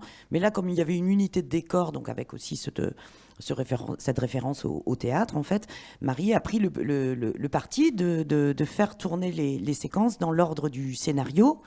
Et donc, bon, au début, c'est quand même un long repas, entrée, plat de résistance, fromage, gâteau, etc. Et c'est vrai qu'au début, il y avait du temps. Donc, moi, j'avais beaucoup de matière en montage. Mais plus ça avançait dans le tournage, plus il manquait de temps. Les dernières séquences se passaient plutôt de nuit, dans la rue. Il commençait à y avoir des intempéries. Donc, le film, à la base, s'appelait Avoir 20 ans, je crois. Et pour cette raison aussi, Marie l'a rebaptisé Microclimat. Et du coup, moi, je me disais en montage, plus ça allait, moins on avait de matière, mais c'est aussi, voilà, c'est inhérent au dispositif, au fait que le film puisse se tourner dans ces conditions-là, mais moi je l'ai revu avec beaucoup de plaisir. Il y a à la projection samedi, Olivier le producteur, il me disait t'aurais changé quelque chose. Je lui dis en fait de toute façon un film c'est toujours un instant T, hein, on le valide à un moment et c'est comme ça. On peut avoir des regrets, mais là moi je me dis on n'en a pas, on a fait avec pareil, on a monté nous dans le temps qu'on avait, on y a mis du cœur et puis voilà, il y a des fragilités, mais il y a aussi des forces et qui sont aussi rendues possibles par cette façon que tu as de faire tourner les gens et qui donnent vraiment des choses, ils livrent des choses très sincères en fait. Donc après dans la matière qu'on a à travailler en montage, c'est une matière qui est agréable à travailler, quoi. En fait, ton dispositif, tu t'es allé progressivement vers de plus en plus de légèreté, jusqu'à Mission E.T. où là c'est du montage pur. Oui, j'ai allégé, mais ça vient du documentaire. J'ai allégé les équipes parce qu'au bout d'un moment, sinon, on a une colonie de vacances dans le dos et je savais pas trop quoi en faire, quoi. Donc, c'est beaucoup de communication. Il faut raconter le film, chaque scène à tout le monde. Quand il y a 25 personnes dans l'équipe, ça prend du temps. Quand il n'y a que 5 personnes, c'est plus simple, on la raconte une bonne fois pour toutes et hop, ça roule. Émission E.T., oui. Moi, j'ai quand même des difficultés maintenant de handicap qui m'empêchent de tourner sur le terrain, d'aller sur le terrain. Je m'en suis rendu compte au film précédent, La Moko, où je ne pouvais pas aller arpenter les dunes et voir s'il restait encore un peu de pétrole par-ci par-là. C'était assez frustrant parce que je ne peux plus être vraiment sur le plateau et flâner. Donc, faire un film à partir d'archives, c'était une solution. Aussi, d'aller chercher mes images chez les autres. Et c'était passionnant. Est-ce qu'il y aurait moyen d'avoir un dispositif d'écriture encore plus léger, sans film par exemple, et revenir à l'écriture simplement? Ah ben là, c'est ce que je vais faire parce que c'est fatigant de faire un film. Enfin, faire le film en lui-même, c'est vachement bien. Retrouver Emmanuel tous les matins dans la salle de montage avec les images de la cinémathèque, se demander qu'est-ce qui va se passer aujourd'hui, on va découvrir quoi. C'est une aventure, mais chercher l'argent, les subventions, convaincre des diffuseurs de salles, de télé, de machin, des commissions. J'en peux plus. J'ai 60 ans, j'ai plus envie de perdre mon énergie à ça. Donc je vais juste écrire là. Repartir à la base, papier, crayon. Et ça me va très bien. T'as un projet pour les temps à venir? Ben, je pense justement revenir peut-être au théâtre au niveau de l'écriture. Et puis toujours sur la mémoire, des portraits de femmes oubliées de l'histoire. Parce qu'il n'y a pas que dans le monde maritime que les femmes sont oubliées. Donc continuer mon travail comme ça sur le rôle des femmes dans nos sociétés. Et puis le théâtre. T'avais fait des trucs, je sais pas. C'est une nouvelle aventure. T'avais fait les Chevalières de la Table Ronde, je crois que c'était en 2015. Ouais, dans ces eaux-là, ouais. Les Chevalières de la Table Ronde sur les fondatrices du planning familial dans le Finistère. Ouais. Ça, c'était une demande. Parfois, les films, les sujets viennent de moi. Parfois, on me propose. Et c'était encore sur la place du Festival de Douarnenez. Il se passe vraiment beaucoup de choses. À la buvette d'Iwan, là où il se passe vraiment beaucoup de choses. Et des femmes sont venues me demander, on a rencontré les fondateurs du planning de Brest, est-ce que ça vous dirait de raconter l'histoire du planning familial dans le Finistère? Enfin, la création des premiers plannings. Bah ouais, ça m'intéressait. Donc j'ai commencé à rencontrer les pionnières dans le pays Bigoudin, Marie-Yvonne Conan, Catherine de Dilosquer, Odette Charpentier, enfin toutes des femmes géniales, encore des femmes géniales. Et voilà, j'ai mis là-dedans une Gorilla Girl qui est un peu rentrée dans le film comme un chien dans un jeu de quilles. Mais bon, je me suis bien amusé. À chaque fois, j'essaye de trouver un dispositif pour pas être trop quand même des films de tête parlante, quoi, comme on dit, des gens juste qui parlent. Donc j'essaye à chaque fois de trouver une forme. Là, c'était une Gorilla Girl. C'était un peu spécial, c'était pas complètement abouti. Qui sous pas son... toujours réussir tout non plus. Hein. Qui sous son masque était Sandrine Baudenez. Et c'était encore Sandrine une des Baudenez. princesses. Ouais, moi j'ai ma petite troupe, on se retrouve avec plaisir, on s'amuse bien. C'est important aussi d'avoir du goût à travailler, quoi. Marie, je te coupe. Je pense qu'on va bifurquer un petit peu plus sur Mission E.T. Et c'est juste l'occasion de présenter Lucie qui nous fait l'honneur de sa présence. Lucie Julien de la Cinémathèque de Bretagne et qui a quand même la particularité de récolter surtout des films amateurs. C'est pas le cas de toutes les cinémathèques. Donc voilà. Merci d'être là aussi. Merci. Donc, Lucie, non, une super équipe, la Cinémathèque. On l'a empoisonné, la pauvre Lucie, le pauvre Nicolas Nogas qui faisait les télécinémas. Bon, là, on prend 30 secondes. Oh, finalement, on va prendre 35. Oh, finalement, on prend pas ce film-là, on prend un autre film. Et Lucie a géré tout ça de main de maître. On a bien échangé, ouais. Parce qu'en fait, là, tu dis de faire un film de montage pour faire l'économie d'un tournage. Ce serait comme si on faisait l'économie aussi d'une équipe. Mais ouais, ça n'a pas du tout été le cas, parce que faire un film d'archives, c'est beaucoup d'aller-retour avec la cinémathèque, d'échanges pour les droits, pour les télécinémas en technique, etc. Et puis aussi avec l'équipe au son. Mais là, avec la cinémathèque, en tout cas, ça a été un travail d'équipe avec... oui, puis c'est les premiers à nous avoir vraiment soutenus, parce il fallait absolument qu'on ait le soutien de la Cinémathèque. Je leur ai demandé un courrier pour les recherches de financement au président de la Cinémathèque, Michel Guillou, qui était mon ex-producteur avec qui j'avais des relations difficiles, mais bon, il l'a fait. Je lui ai dit, j'ai besoin d'un courrier qui dit que la Cinémathèque veut voir ce film. Vraiment. Ils l'ont fait, on a réussi petit à petit à convaincre quelques personnes pour un budget de 100 et quelques mille, et c'est une coproduction, Cinémathèque.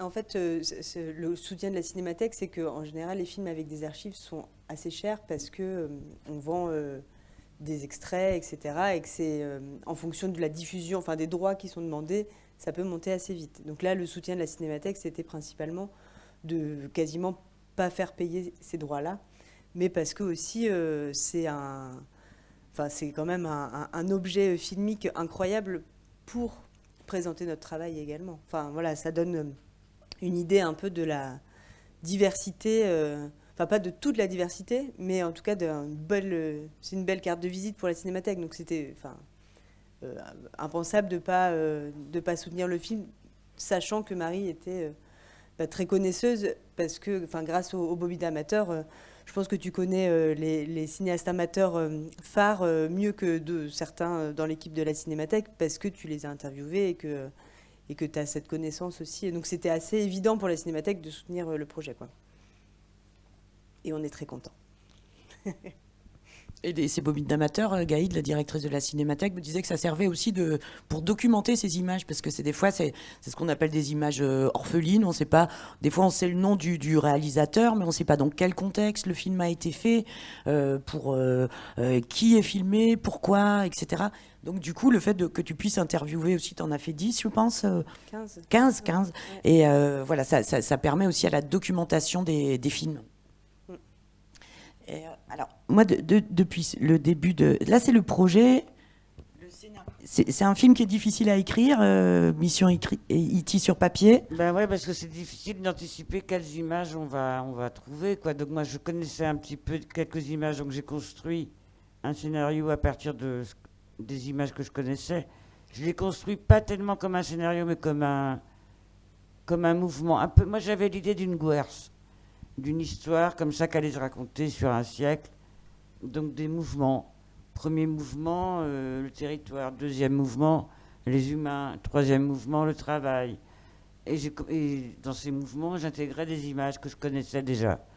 Et puis, petit à petit, j'ai beaucoup visionné, puisque la Cinémathèque a la bonne idée de mettre 7000 films en ligne. Allez-y, parce que c'est un voyage merveilleux. Donc... j'ai fait des repérages comme on ferait pour un film normal.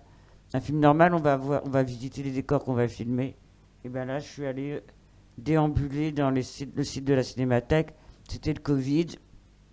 On était obligé de rester chez soi. Moi, j'ai passé mon temps à voyager dans le temps. C'était génial. Il y a des thématiques où il faut chercher, c'est très facile. C'est des trucs très sexy, par exemple, ce que je vous montre, c'est les listes de films qui peuvent témoigner de nos échanges avec la Cinémathèque, parce que Marie a commencé à regarder presque, t'en as regardé 800 pendant le confinement. Oui, facile, ouais. Voilà, moi, elle m'en a soumis 200. On a passé 15 jours à les regarder, et de ces 200, on en a gardé, je sais pas, 110 ou je ne sais plus, 102. Et on a demandé à la Cinémathèque, est-ce qu'on pourrait avoir ces films comme matière pour travailler. Pour le montage, ouais, je vous avais envoyé 102 ou 103. 102, voilà. Et il y a des fois c'est rouge parce que des fois il y a des problèmes de droit ou c'est des films qui sont en attente. Donc nous on a essayé aussi en fonction de ce qu'on avait choisi avec Marie, de faire attention aussi aux films qui pouvaient poser problème, des fois d'en exclure certains dans notre montage, et pour éviter les problèmes à la fin. Et puis des fois, quand il y avait des images qu'on voulait vraiment, on les a quand même gardées. Et puis après, il a fallu qu'on négocie pour obtenir les films ou retrouver les bobines. Et là, depuis le début en fait de la masterclass, moi je suis dans mon logiciel de montage, qui est un logiciel Avid. J'avais choisi ce logiciel-là parce qu'il il est efficace pour gérer mettre en rapport deux montages différents. Donc pour les conformations, je savais qu'à la fin d'un film d'archives, j'allais avoir beaucoup de travail de confo. Donc j'ai opté pour ce logiciel-là. Et là, par exemple, vous voyez, il y a tous les films qu'on avait sélectionnés avec Marie, et qui devient notre matière de travail. Voilà, c'est des films des fois très longs, sonores, ou pas. Celui-là, il n'est pas, La guerre du lait. Il devait être pourtant. J'ai pas de son, peut-être.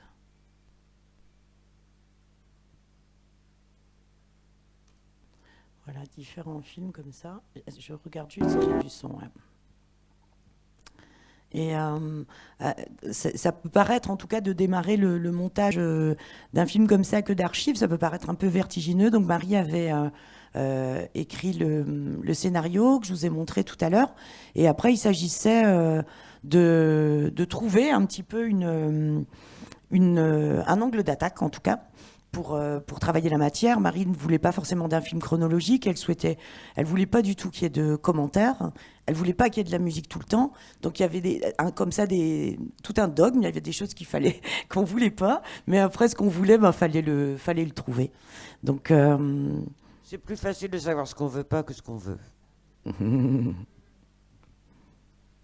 Je reviens juste sur le non-commentaire, etc. C'est quand même... Donc le cinéma amateur il y a beaucoup de films muets, parce que rajouter du son, au départ, c'était pas possible.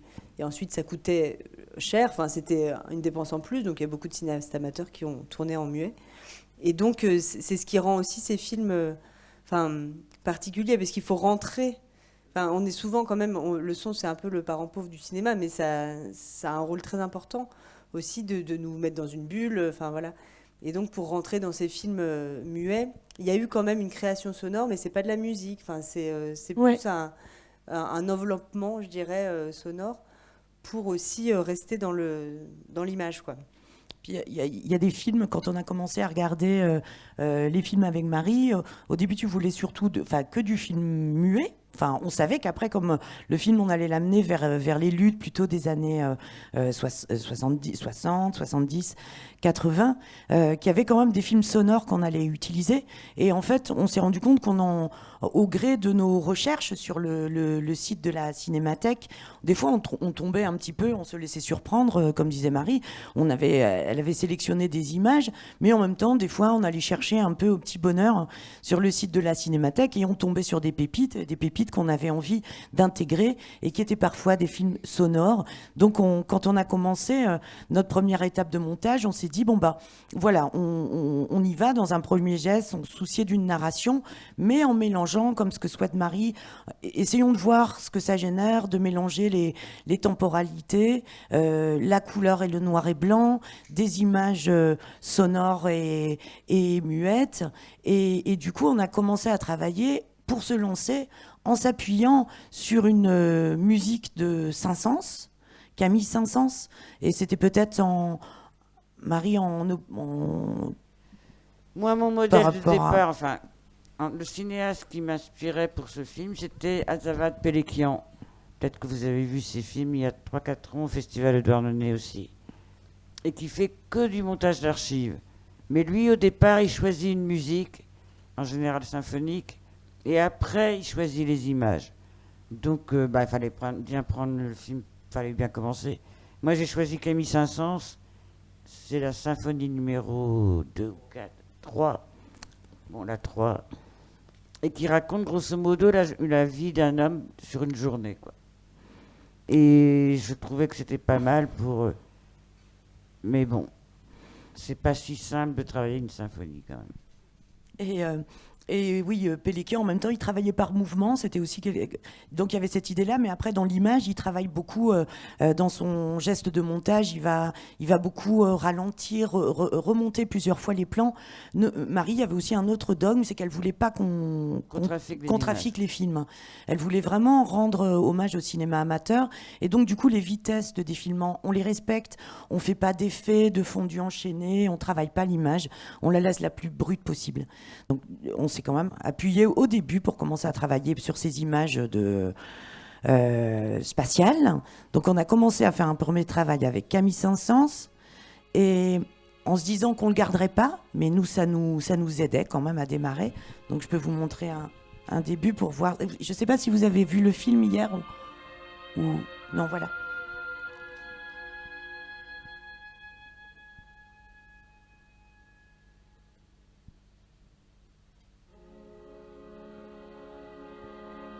Donc là, c'est la piste d'image, ça c'est la piste de son, la musique que vous entendez.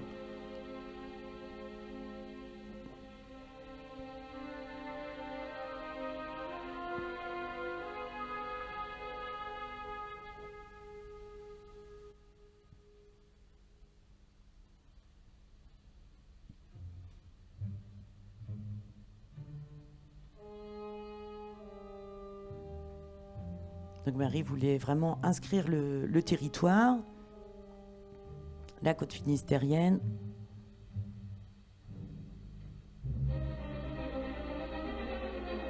Et de la proximité de la mer, le sel.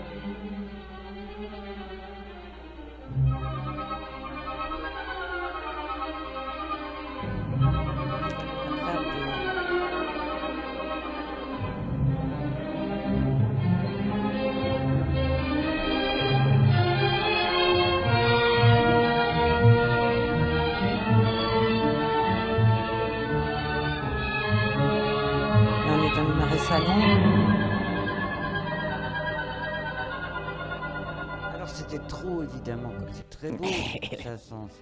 Mais Oui, c'était c'est trop pour le coup. Vous faire écouter ce qu'on a fait finalement.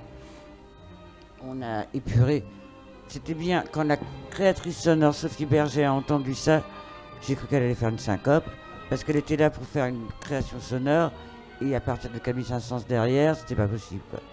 Emmanuel me dit, mais Marie, je peux pas couper dans une symphonie. Comme ça, on peut pas prendre un bout là, le mettre là. Mais ça donnait l'impulsion, quoi. Fallait bien commencer, il faut prendre des fausses pistes des fois.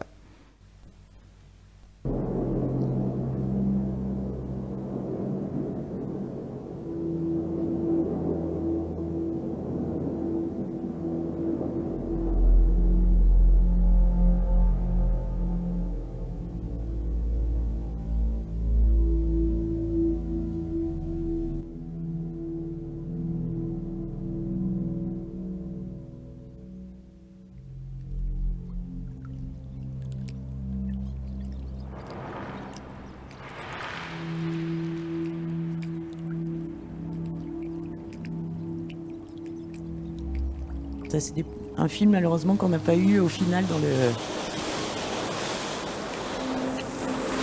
dans la copie, dont on n'a pas retrouvé la bobine originale, mais malgré tout, l'idée des sons et de ce marais salant, on l'avait conservé dans le montage final.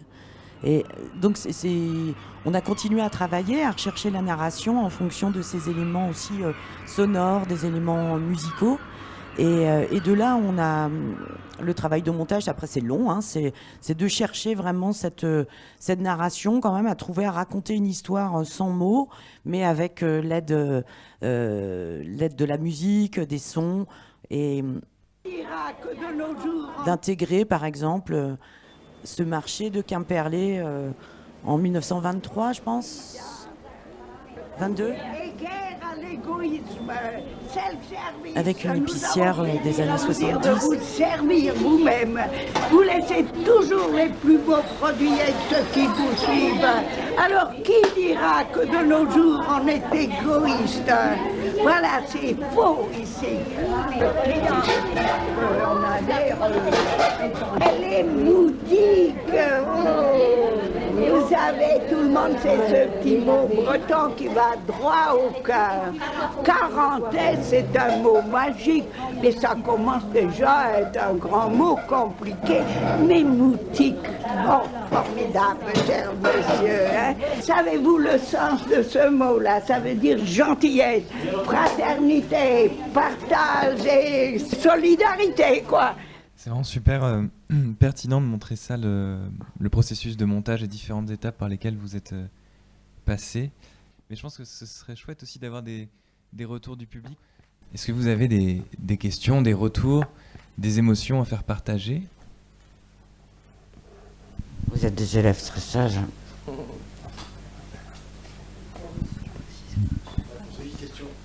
poser une question personnelle à la réalisatrice. Comment de Marseillais, Marseillais nés à Marseille, on finit en Bretagne? Mais parce que les marins sont voyageurs. Mon père était marin de commerce. Ma famille est originaire de Douarnenez depuis, je sais pas combien de temps, mais là j'ai une copine qui a fait l'arbre généalogique. Waouh! Poulan, Poule d'Ergat, c'est le plus loin, quoi. Donc voilà, je suis d'ici depuis longtemps. Mon père a fait l'école de matelotage à Cancale, et après il est allé faire l'hydro à Marseille, et je suis né à Marseille. Est-ce que vous auriez pu tourner comment dire, sur la Provence la même chose que vous avez tourné en Bretagne? Je pense que oui. Moi, je tourne là où je vis parce que c'est plus simple. Mais si j'étais corse, j'aimerais bien. C'est pas mal la Corse aussi quand même. Et j'ai une très belle cinémathèque aussi. Eh ben, j'aurais tourné la même chose. Oui, je crois. Après, je sais pas, à Marseille, je sais pas. J'ai tourné un court-métrage seulement. Mais par exemple, quand je suis allé montrer les filles de la Sardine, il y avait beaucoup de femmes de l'usine Haribo. Et il y avait plein de parallèles. Enfin, elles se reconnaissaient dans le film. Sauf qu'elles disent, par rapport à l'odeur, nous on sent les bonbons et les gamins, ils nous courent après, quoi. Alors que moi, je me rappelle quand ma grand-mère rentrait de l'usine, c'est vrai que l'odeur était quand même marquée, quoi. Donc, sentir le Haribo, c'est mieux que... Enfin, c'est plus simple dans la vie quotidienne que de sentir la sardine. Mais oui, je crois que j'aurais fait un film sur ou Panzani ou Haribo, quoi. Au lieu de faire Connétable. Mais ça aurait été pareil. Bon, peut-être que ça aurait changé mon caractère de continuer à vivre à Marseille. C'est la ville de ma petite enfance, c'est une ville que j'adore. Moi, je pense que Douarnenez est un quartier de Marseille, de toute façon. Donc, comme ça... Je vous pose la question justement parce que ma fille fait le même trajet que vous. Elle est intermittente du spectacle, elle s'est installée à Brest et est très heureuse de travailler en Bretagne pour le cinéma. Ah non, mais on est bien là. C'est pas mal. Un peu loin des centres d'activité et donc de financiers, mais bon, ça arrange autrement, on fait des cagnottes. Et puis il y a effectivement une solidarité possible, parfois, qui tend à disparaître un peu, mais qui existe quand même, qui est là. Donc ouais, bon chemin à votre fille. Alors je précise juste, vous avez peut-être vu, il y a 2 opératrices images là qui qui gardent une mémoire en fait de ce moment. Et on a aussi branché une clé USB dans la mixette en haut pour garder le son qui qui rentre dans les micros. Donc si vous voulez, donc je vous préviens parce que j'ai l'obligation légale de le faire, que si vous parlez dans les micros, votre voix sera enregistrée. Si vous ne le souhaitez pas, vous pouvez parler hors micro aussi.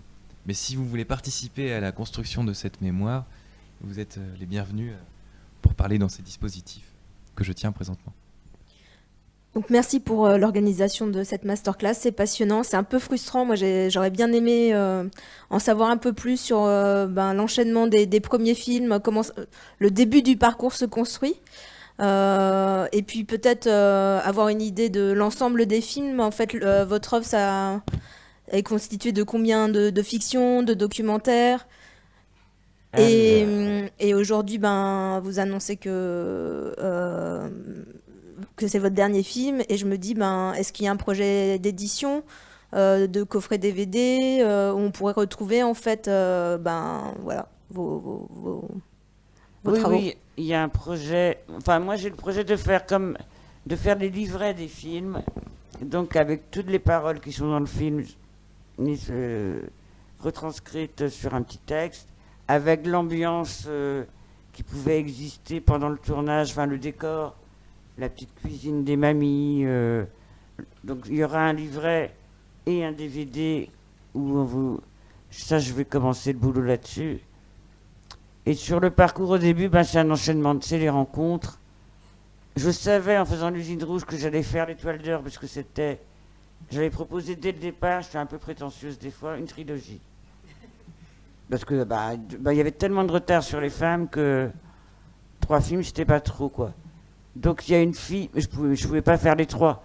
Donc j'ai proposé à une copine réalisatrice d'en faire un. Elle a fait Les Femmes de Marin. Moi j'ai fait l'Usine Rouge. Et après j'ai fait l'Étoile d'Or sur les patronnes de bistrot. Je cherchais des métiers maritimes et féminins. Et les patronnes de bistrot sur le port à Douarnenez, il y avait que des femmes, quoi. Parce que c'était plus facile pour une femme de tenir son café en cas de bagarre et tout ça que pour un homme. Je voulais faire un film aussi sur les trieuses. Mais peut-être que vous irez voir le film de Carole Roussopoulos. Elle a fait un film, Les Travailleuses de la mer, qui est vachement bien, sur les trieuses à Lorient. Donc quand j'ai vu son film, je me suis pas peine d'en faire un autre. Il est très bouillant, celui-là, il existe. Voilà, et j'ai fait grosso modo une dizaine de documentaires et une dizaine de fictions. Court-métrage et un long métrage. 89, l'usine rouge. L'usine rouge 89, ouais. Amélie Palace 90, c'est une fiction. L'étoile, c'est raté. C'est raté.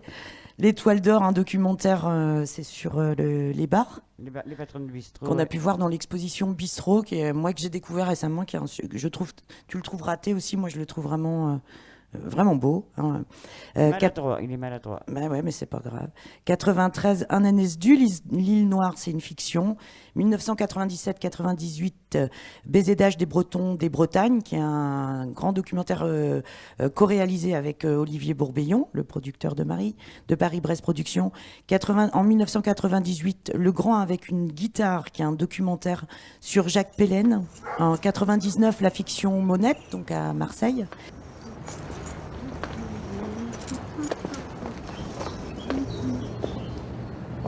S'il vous plaît. Oui. Excusez-moi. Je ne veux surtout pas vous déranger. Vous êtes Monette? Vous êtes née à Oran, la place des Victoires, au 124. Je voulais tout simplement vous dire que depuis votre départ, dites-vous qu'il y a au moins un Algérien qui vous aime. Voilà, je tenais à vous le dire.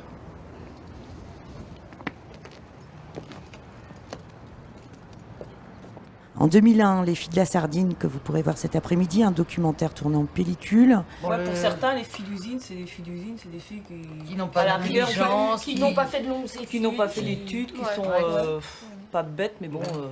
presque. Ah, si, moi, pour certaines personnes, si. T'entends ça? Ouais, si. En 2001, l'album, co-réalisation Olivier Bourbillon et Thierry Salver. C'est des photos commentées. Des photos commentées du fond du musée de Bretagne, ouais. En 2002-2003, Traces de futur, un documentaire fiction d'anticipation sur le futur et les rêves des douarnenistes.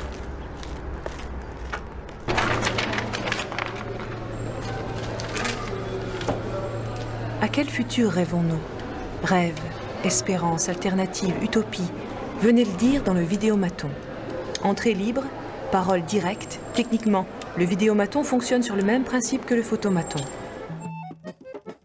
Bobine d'amateur en 2004, la série des portraits d'amateurs diffusée sur France 3.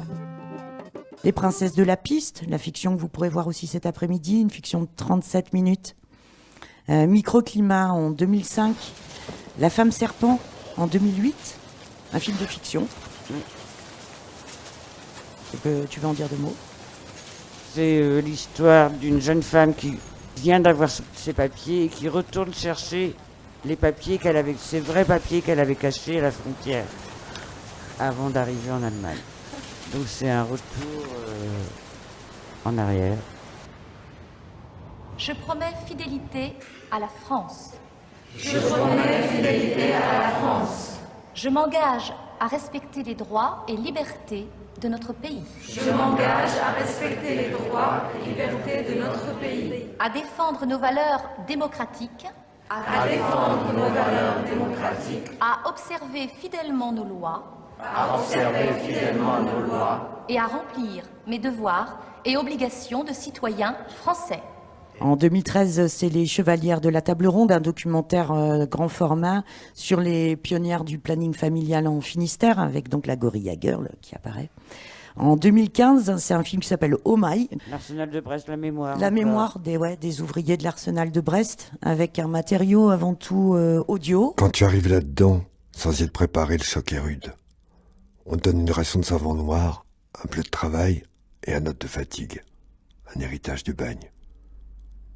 Ton bleu t'est taillé pour un homme faisant 3 fautes à corpulence.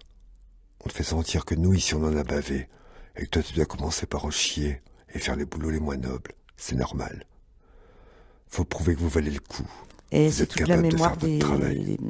des arpettes, de tous les ouvriers de l'Arsenal. Les apprentis d'Arsenal.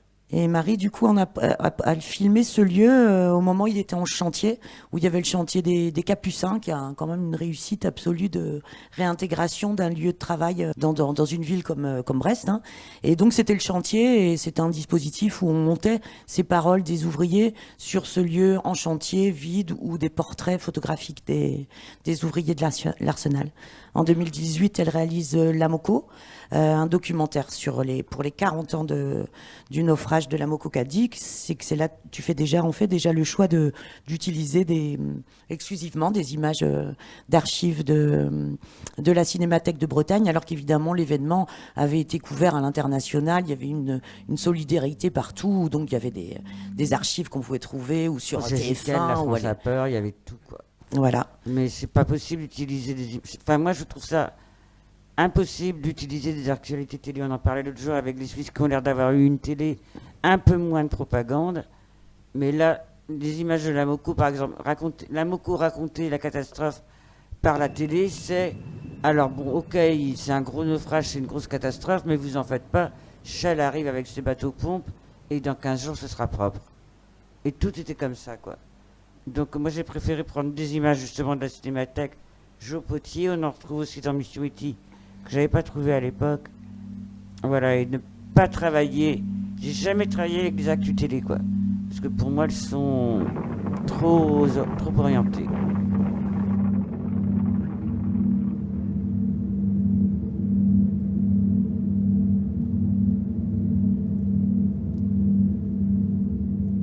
Le cinéma amateur aussi s'est orienté. Tout le monde a sa subjectivité. Dès qu'on place une caméra à un endroit, on prend un parti pris. Mais bon. Et sur les chevalières de la table ronde aussi, on utilisait des archives. Là, on avait pris quand même Simone Veil au moment de du vote. Le discours à l'Assemblée. Et Clito va bien, d'un collectif féministe. Ouais. Qui est aussi en ligne, en accès. Ouais, c'est le planning, ouais. Finistère, tout à fait, qui est en accès libre aussi sur le site de la Cinémathèque. Et peut-être tu les avais pas trouvés parce qu'effectivement ça continue quoi. Là Lucie elle nous dit il y a 8000 films, nous on en avait 7000 au départ et donc ben voilà, peut-être qu'au moment des Chevalières il y en avait 4000.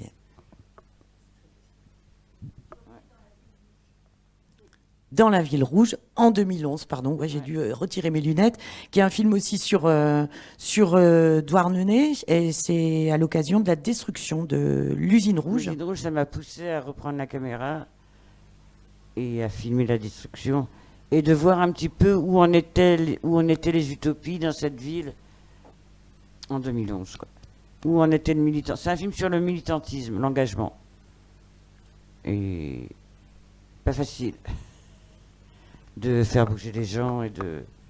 Parce que Douarnenez a cette réputation d'être une ville rebelle, impétueuse, tout ce qu'on veut, mais c'est aussi, comme toutes les anciennes villes ouvrières, des villes qui rament un peu, quoi, pour retrouver une... Quand il y a eu une industrie unique comme ça, aussi forte, et que cette industrie est bousculée par des avancées technologiques, par plein de choses, et comment redonner, comment Douarnenez peut briller encore.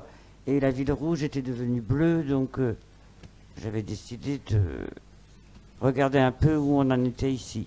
C'est un film qui est fragile, parce que moi, je sortais de mon accident, mais je suis revenu pour tourner ici, parce que c'est mon port d'attache, et en étant ici, je suis rassuré. Enfin, pas ici, là, spécialement, mais à Douarnenez. Là, je suis pas rassuré du tout. Mais bon. Mais c'est un film qui... C'est comme l'Étoile d'Or qui est maladroit. Dans 20 ans, c'est un film qui aura sa place. Parce que c'est un travail de mémoire, donc des fois, les films ne trouvent pas leur place tout de suite. Mais dans 20 ans, on pourra dire, tiens, en 2010, c'était comment Douarnenez ? Et on pourra regarder ce film. Mais il va prendre de la valeur avec le temps, en fait. C'est le temps qui fait ça. C'est le temps qui fait ça. C'est une réplique des Princesses de la Piste. Moi, c'est pas une question, c'est plutôt une remarque. En fait, Douarnenez a la chance d'avoir une réalisatrice comme Marie Elia qui a été capable de vraiment mettre en avant toute sa mémoire, de sentir toutes les facettes de Douarnenez et de les valoriser à un moment donné où ça ne se faisait pas. Et le regard sur les femmes dès 89, ça ouvre la porte à plein de choses après coup. Et je pense que Marie-Elia est vraiment elle est précurseur à Douarnenez de tout ce qui est valorisé aujourd'hui. Et voilà, tu as ressenti les choses depuis bien longtemps, les femmes de bar. C'est l'exposition sur les bistrots aujourd'hui, l'autre abri des marins. C'est les femmes d'usine, c'est l'expo sur l'art de fixer les saisons. En fait, tu as anticipé énormément de choses, tu as senti la ville et tu donnes une image qui est vraiment extraordinaire pour tous les douarnenistes. Donc merci Marie. Merci Françoise, c'est la sœur de la monteuse quand même.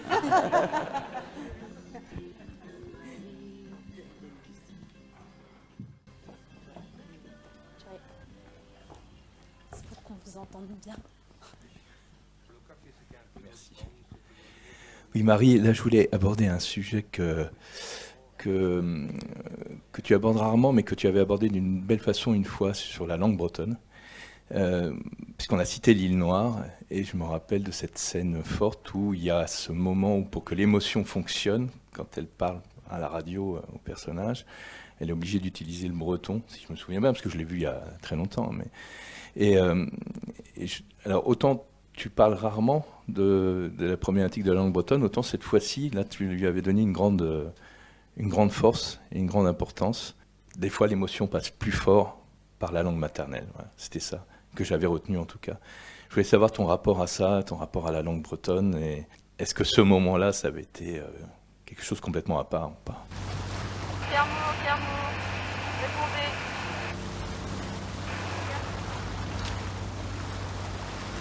Pierre-Mot, répondez, je vous appelle en attente.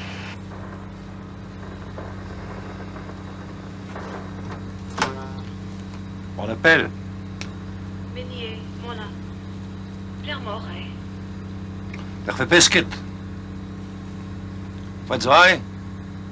Marquez de la glace en Qu'est-ce que tu dis? Parce que quand on est peur. Ne sketu nan oma be memstra.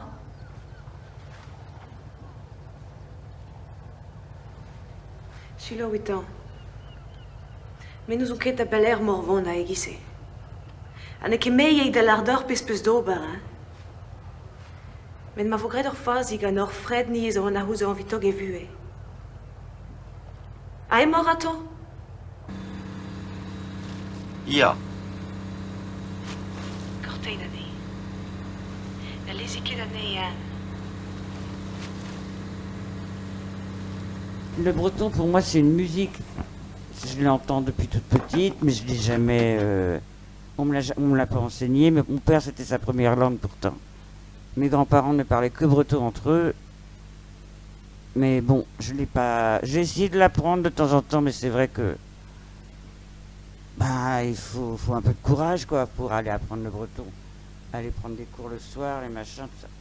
J'ai pas eu ce courage-là. J'y pense maintenant que je vais arrêter de faire des films. Et que je vais avoir plus de temps. C'est jamais trop tard pour apprendre une langue, ça. J'ai peur d'avoir Alzheimer avec tous les films que j'ai fait sur la mémoire. Ils vont se venger quelque part, mes fantômes.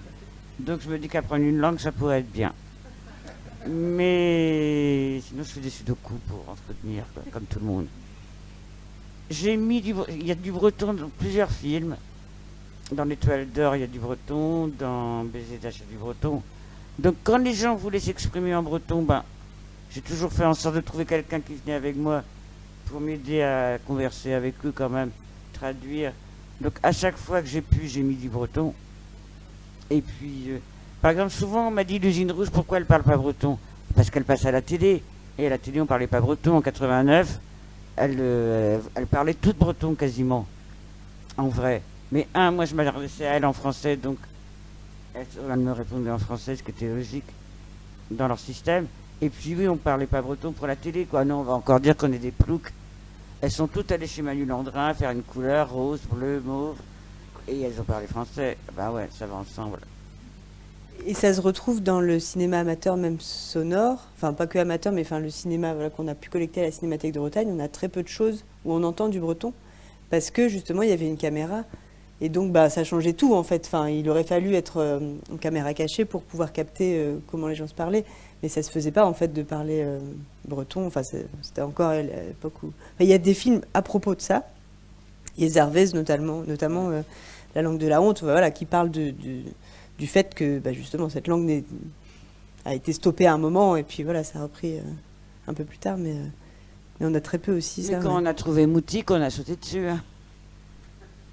Moutique, Quarantaise, tout ça.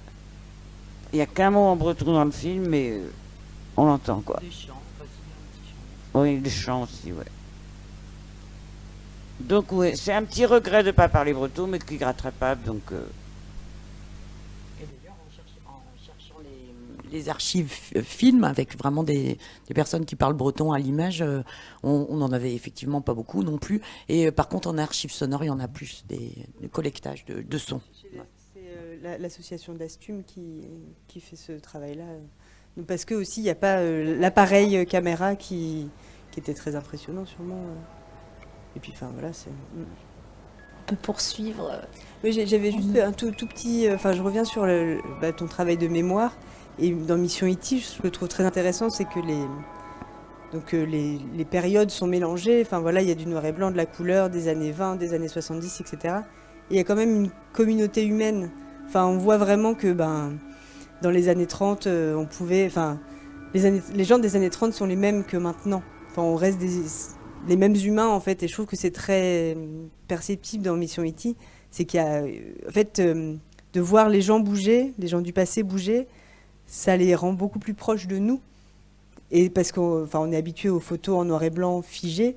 Et en fait, c'est aussi tout le travail que la Cinémathèque fait, mais que tu as fait dans tes films aussi, de filmer les gens, donc de les voir en mouvement, ça amène la vie aussi, quoi. Et donc ça rappelle que le passé, c'est pas juste des photos et des trucs, des trucs poussiéreux, mais en fait, c'était de la vie. Et je trouve ça, c'est très perceptible dans Mission E.T. et c'est ça qui le rend aussi émouvant, je trouve, la proximité avec le passé, quoi. Enfin voilà, le temps passe vite et en fait, on change pas tant que ça. La Terre a ralenti dans sa rotation, donc ça va aller moins vite. On va ralentir un peu nous aussi, tu crois. Ralentir un peu. Et donc, les films dont on a parlé, sont visibles gratuitement sur le site de la Cinémathèque de Bretagne. Donc, n'hésitez pas à aller vous balader. Merci d'être venus. Merci à tous. Merci Marie, merci Emmanuel, merci Lucie. Merci Fred Merci Martin. pour l'installation et Fred et Lisa pour l'installation des micros, de la lumière. Merci à Jim et Marie pour la captation. Et merci à toi Martin. Merci Mathilde aussi de Daoulagad. Merci tout le monde, on s'aime, Voilà. on s'aime. Trop bien.